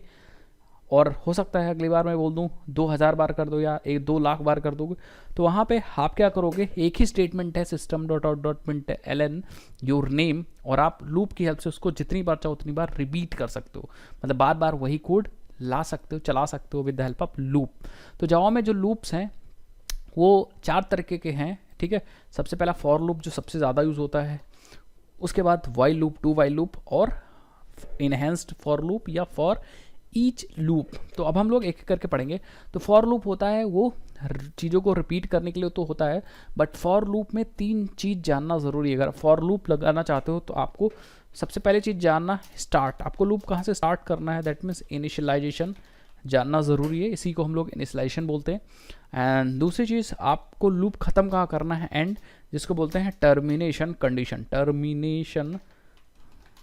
कंडीशन, ठीक है, ये पता होना चाहिए। एंड तीसरा, आपको स्टेप्स मतलब जंपिंग या जंप्स बोल सकते हैं। जंप्स मतलब कितने स्टेप्स लेने हैं, या इंक्रीमेंट डिक्रीमेंट भी इसको बोलते हैं।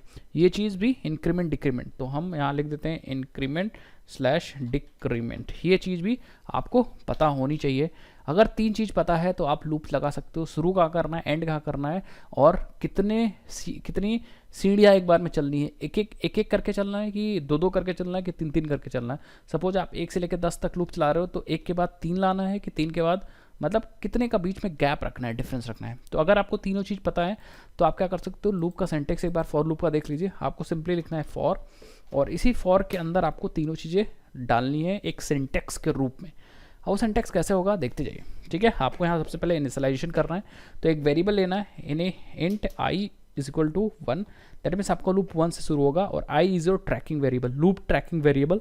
आई से ही पता चलेगा लूप अभी कहाँ पे है। 1 आई है, दैट मीन्स अभी लूप 1 पे है। आई की वैल्यू 2 होगी तो 2 पे हो जाएगा लूप।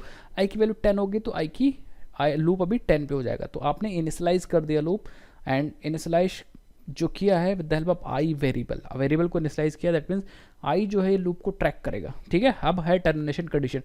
कब तक लूप चलाना है, तो मैं कहूँगा जब तक चलाओ जब तक आई की वैल्यू छोटी हो या 10 के बराबर हो। तो जब जब ये कंडीशन ट्रू रहेगी लूप चलता रहेगा। दैट मीन्स ये एंडिंग स्पेसिफाई कर रहा हो। जैसे ही लूप 10 आई की वैल्यू 11 हो जाएगी तो ये कंडीशन फॉल्स हो जाएगी। ठीक है, एंड देन इंक्रीमेंट डिक्रीमेंट। अब आपको आई की वैल्यू 1 होगी तो एक 1 के बाद 2 लाना है कि 3 लाना है, मतलब कितना डिफरेंस रखना है। तो कहूँगा भैया 1 1 ले आओ, तो आई की वैल्यू मैं प्लस प्लस कर दूंगा, तो यहाँ पे आई एक एक करके बढ़ेगा। ठीक है, तो यही 3 चीज़ स्पेसिफाई कर रही थी। एंड देन फाइनली आपको ये वाला सिंटेक्स लिख देना है, एंड यहाँ अपना बॉडी लिख देनी है, लूप की बॉडी मतलब स्टेटमेंट। तो जो भी स्टेटमेंट लिखोगे वो एग्जीक्यूट हो जाएंगे, मल्टीपल स्टेटमेंट्स, तो वो 10 बार लूप चलेगा एंड हमारा काम हो जाएगा। तो ये सिंपल लूप है जो जिसमें आपको 3 चीज़ ध्यान रखनी है कभी भी आपको काम करना है। तो पहला initialization, termination condition and increment decrement. अगर आपको 2-2 करके बढ़ाना है तो आपको क्या करना होगा, आई में आई प्लस 2 करना होगा, एंड देन आई में वापस वैल्यू चेंज कर देनी होगी। 3-3 करके बढ़ाना है तो I is equal to I plus 3, तो आई की वैल्यू 1 के बाद 3 बढ़ जाएगी। ठीक है, तो इस हिसाब से आई बढ़ेगा।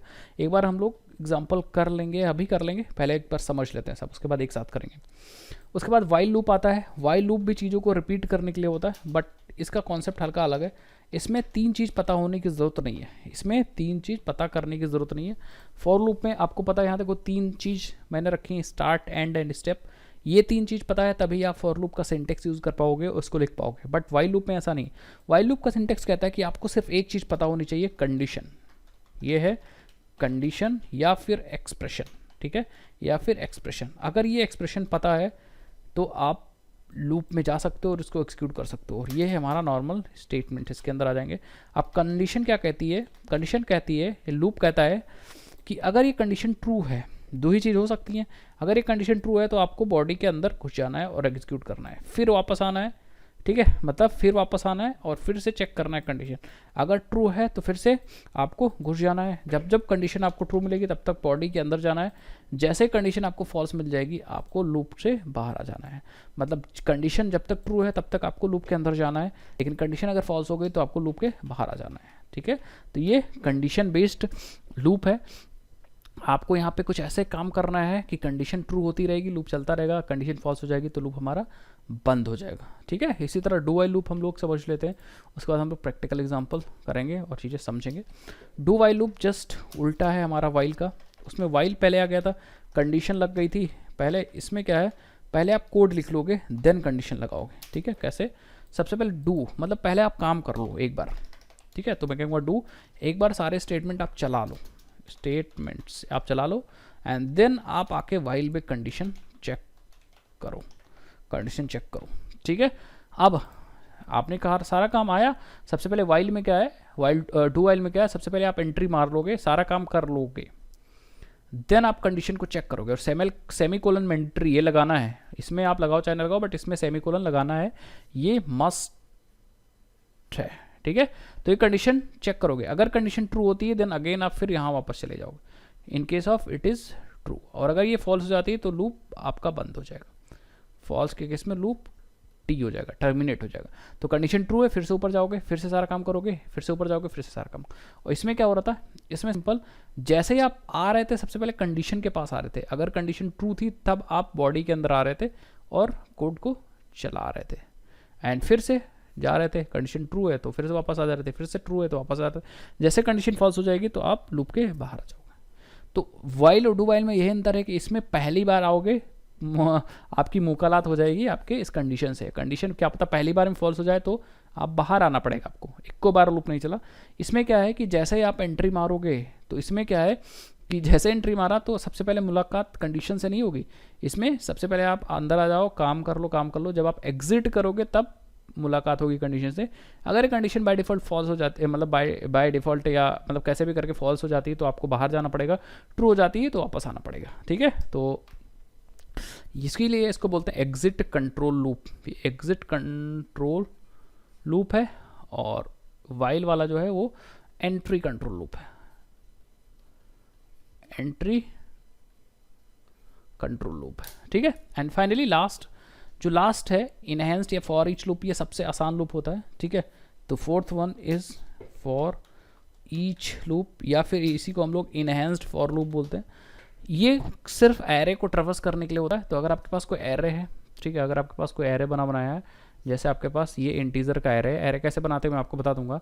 ये एरे है जिसमें कुछ नंबर रखे हुए हैं, 12 ले लेते हैं, 13 ले लेते हैं, 14 ले लेते हैं, 15 ले लेते हैं, ठीक है। इसकी पोजीशन होती है 0 1 2 3, ऐसे नंबर स्टोर है। तो आप नॉर्मल लूप से इसको ट्रैवर्स कर सकते हो, बट अगर फॉर ईच लूप से करना चाह रहे हो तो उससे भी कर सकते हो। उसका सिंटेक्स है सिंपली फॉर, और यहाँ पे आपको किस टाइप के वेरिएबल हैं, तो ये डेटा टाइप इंटीजर का एरे है, तो आपको यहाँ पे एक वेरिएबल ले लोगे इंटीजर एक्स, फिर कोलन यूज़ करोगे और अपने एरे का नाम लिख दोगे नम्स, ये एरे का नाम यहाँ पे आ जाएगा। एंड दैट्स इट, आपके एक्स में एक एक वैल्यू आ जाएगी। सबसे पहले 12 आ जाएगा, 13 आ जाएगा, 14 आ जाएगा, 15 आ जाएगा। तो आप यहाँ पे काम कर सकते हो। तो बस यही काम होता है इनहेंस फॉर लूप का। इनहेंस फॉर लूप एरे या फिर कलेक्शन को ट्रैवर्स करने के लिए यूज़ होता है, एक एक एलिमेंट को निकालने के लिए यूज़ होता है। मैं भी आपको दिखा दूंगा, ठीक है। तो ये 4 तरह के लूप है, मैं आपको एक एक एग्जाम्पल करके दिखाता हूँ। हम आ जाते हैं अपने इंटीजर आईडीए में, SRC पर राइट क्लिक करते हैं, लूप पे चलते हैं और एक क्लास बना लेते हैं लूप एग्जाम्पल। तो मैं क्या करता हूँ, कुछ एक्सपेरिमेंट आपको करके दिखाता हूँ फॉर लूप के साथ। तो हमने कहा मेन, एंड यहाँ पे हम प्रिंट करने जा रहे हैं 1 से लेके 10 तक नंबर, 1 से लेके 10 तक नंबर।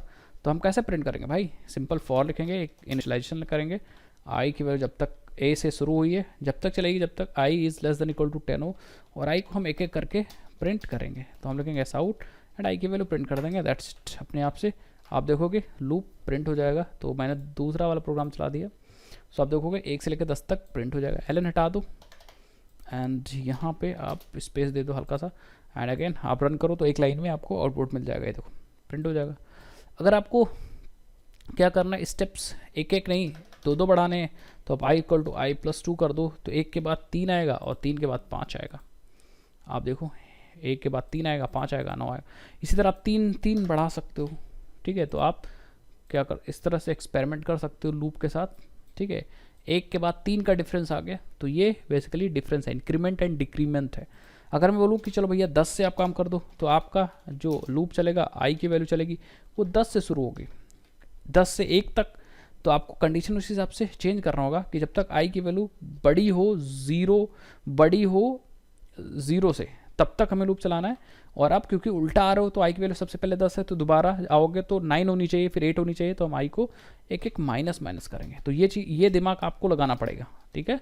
एंड यहाँ पे आई की वैल्यू प्रिंट करोगे तो उस केस में अब आपको मिलेगा, ठीक है। तो मैं फिर से एलन हटा देता हूँ इधर से, एंड हम लोग प्लस कर दें स्पेस, एंड बीच में हम लोग क्या कर देते हैं, एक लाइन को चेंज कर देते हैं। सो आप देखोगे उल्टा लूप आ जाएगा, देखिए 10 के बाद 9 से लेके 1 तक का। तो ये है सिंटेक्स का, ये है लूप का सिंटेक्स, फॉर लूप का।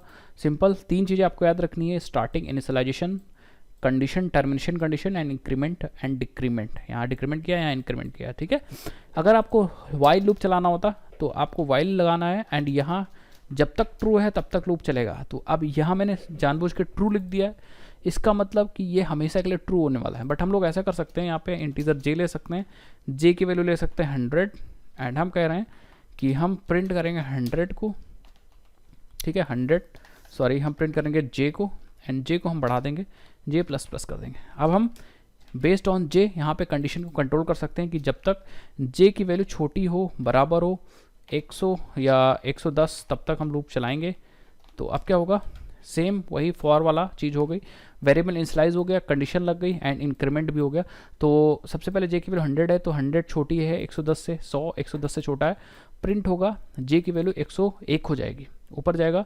तो ये 100 से लेके 110 तक का सारा वेरिएबल प्रिंट कर देगा, आप देखोगे।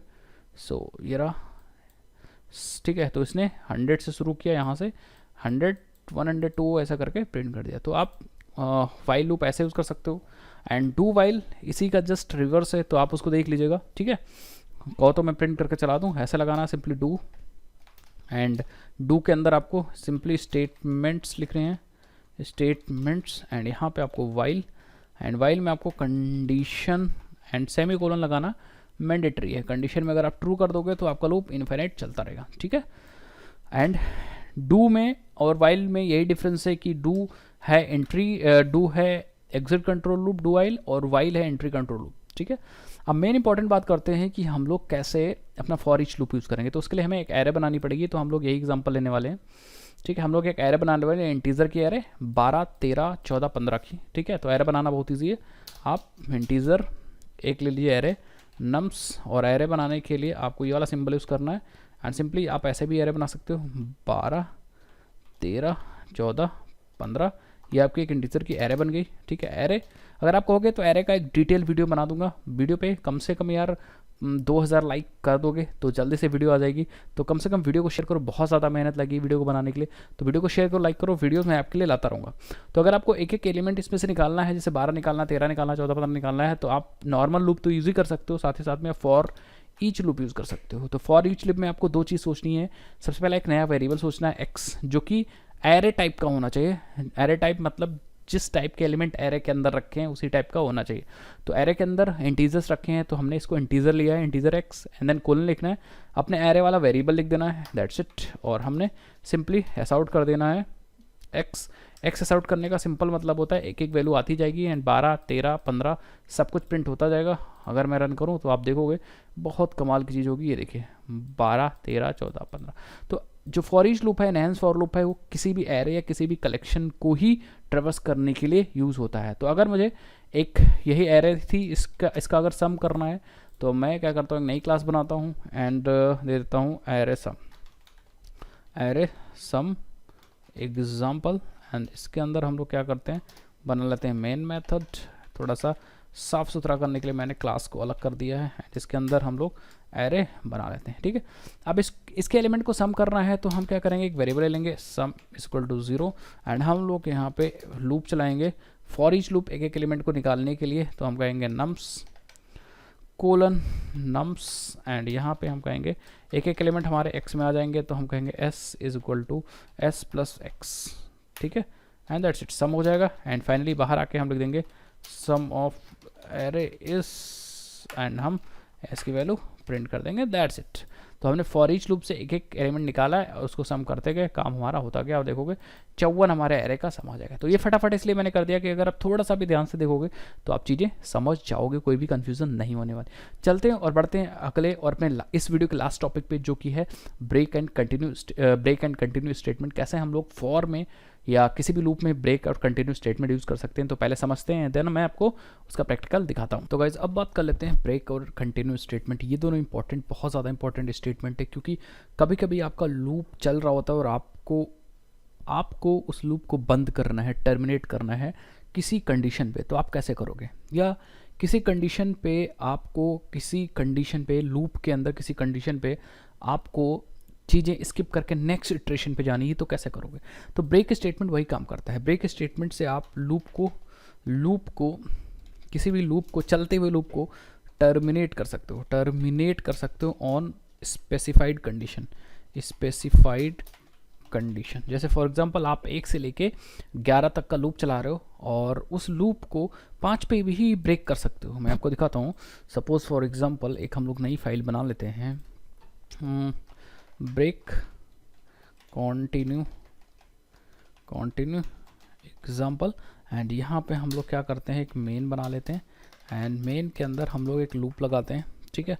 एक लूप मैं ऐसे ही जानबूझ के लगा रहा हूँ, ठीक है। For integer i is equal to 1, i is less than equal to 100 ले लेते हैं और i प्लस प्लस को कर देते हैं एंड फाइनली हम लोग प्रिंट कर देते हैं i को। तो हमारे पास 1 से लेकर 100 तक नंबर्स प्रिंट हो जाएंगे। अभी मैं रन करूँगा तो ये लूप चलेगा, 1 से लेकर 100 तक नंबर्स प्रिंट हो जाएंगे। बट अब हमें क्या करना है, अब हमें लूप को 50 पे रोकना है यहाँ से। तो हम एक कंडीशन लगा सकते हैं, इफ़ i की वैल्यू अगर 50 हो जाती है तो हमें लूप ब्रेक करना है। तो 50 के लिए हमेशा डबल इक्वल टू यूज़ करते हैं कंपेयर करने के लिए।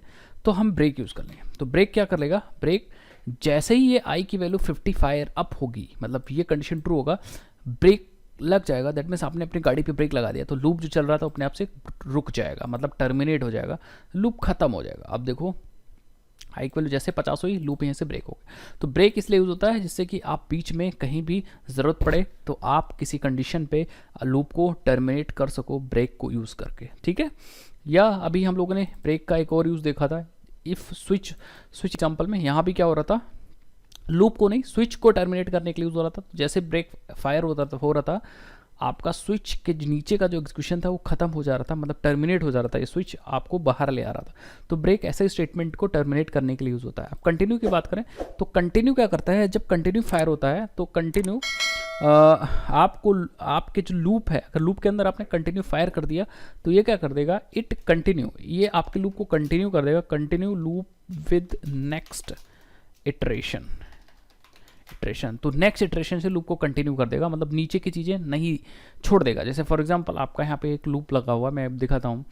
यहाँ पे आपने एक लूप लगाया है और लूप के अंदर आपने इतना कोड लिखा है एंड फिर यहाँ पे कंटिन्यू लगा दिया एंड फिर इतना कोड लगा दिया। तो जैसे ही लूप चलेगा ये सब चलेगी, जैसे कंटिन्यू फायर होगा वो नीचे की चीज़ें स्किप कर देगा और ये डायरेक्टली नेक्स्ट इटरेशन से कंटिन्यू कर जाएगा। तो कंटिन्यू का मतलब बचा हुआ चीज़ छोड़ो, नेक्स्ट इटरेशन पे आओ। जैसे आई की वैल्यू 5 है और आपने कंटिन्यू कर दिया, तो जैसे कंटिन्यू फायर हो गया नीचे अब कुछ नहीं देखेगा, वो स्किप करके ऊपर आ जाएगा नेक्स्ट इटरेशन से। फॉर एग्जाम्पल मैं आपको दिखाता हूँ, जैसे इसी में हम लोग लेते हैं जो लूप एग्जाम्पल है, इसी में लूप एग्जाम्पल हम लोग के हम लोग का ब्रेक कंटिन्यू एग्जाम्पल यहीं पे। तो अगर 50 है तो हम लोग क्या कर रहे हैं, अच्छा यहाँ पे हम लोग क्या करते हैं, एक केस आउट और दे देते हैं एंड यहाँ पे हर एक आई के लिए एंड लिख देते हैं, हर एक आई के लिए हम एक एंड भी लिख रहे हैं, ठीक है। तो 50 के लिए एंड नहीं आएगा क्योंकि 50 पे लूप ब्रेक हो गया। तो हम लोग यहाँ पे कंटिन्यू यूज़ करेंगे इफ़, ठीक है, if i is equal to 50, तो हम क्या करेंगे, हम कंटिन्यू कर देंगे।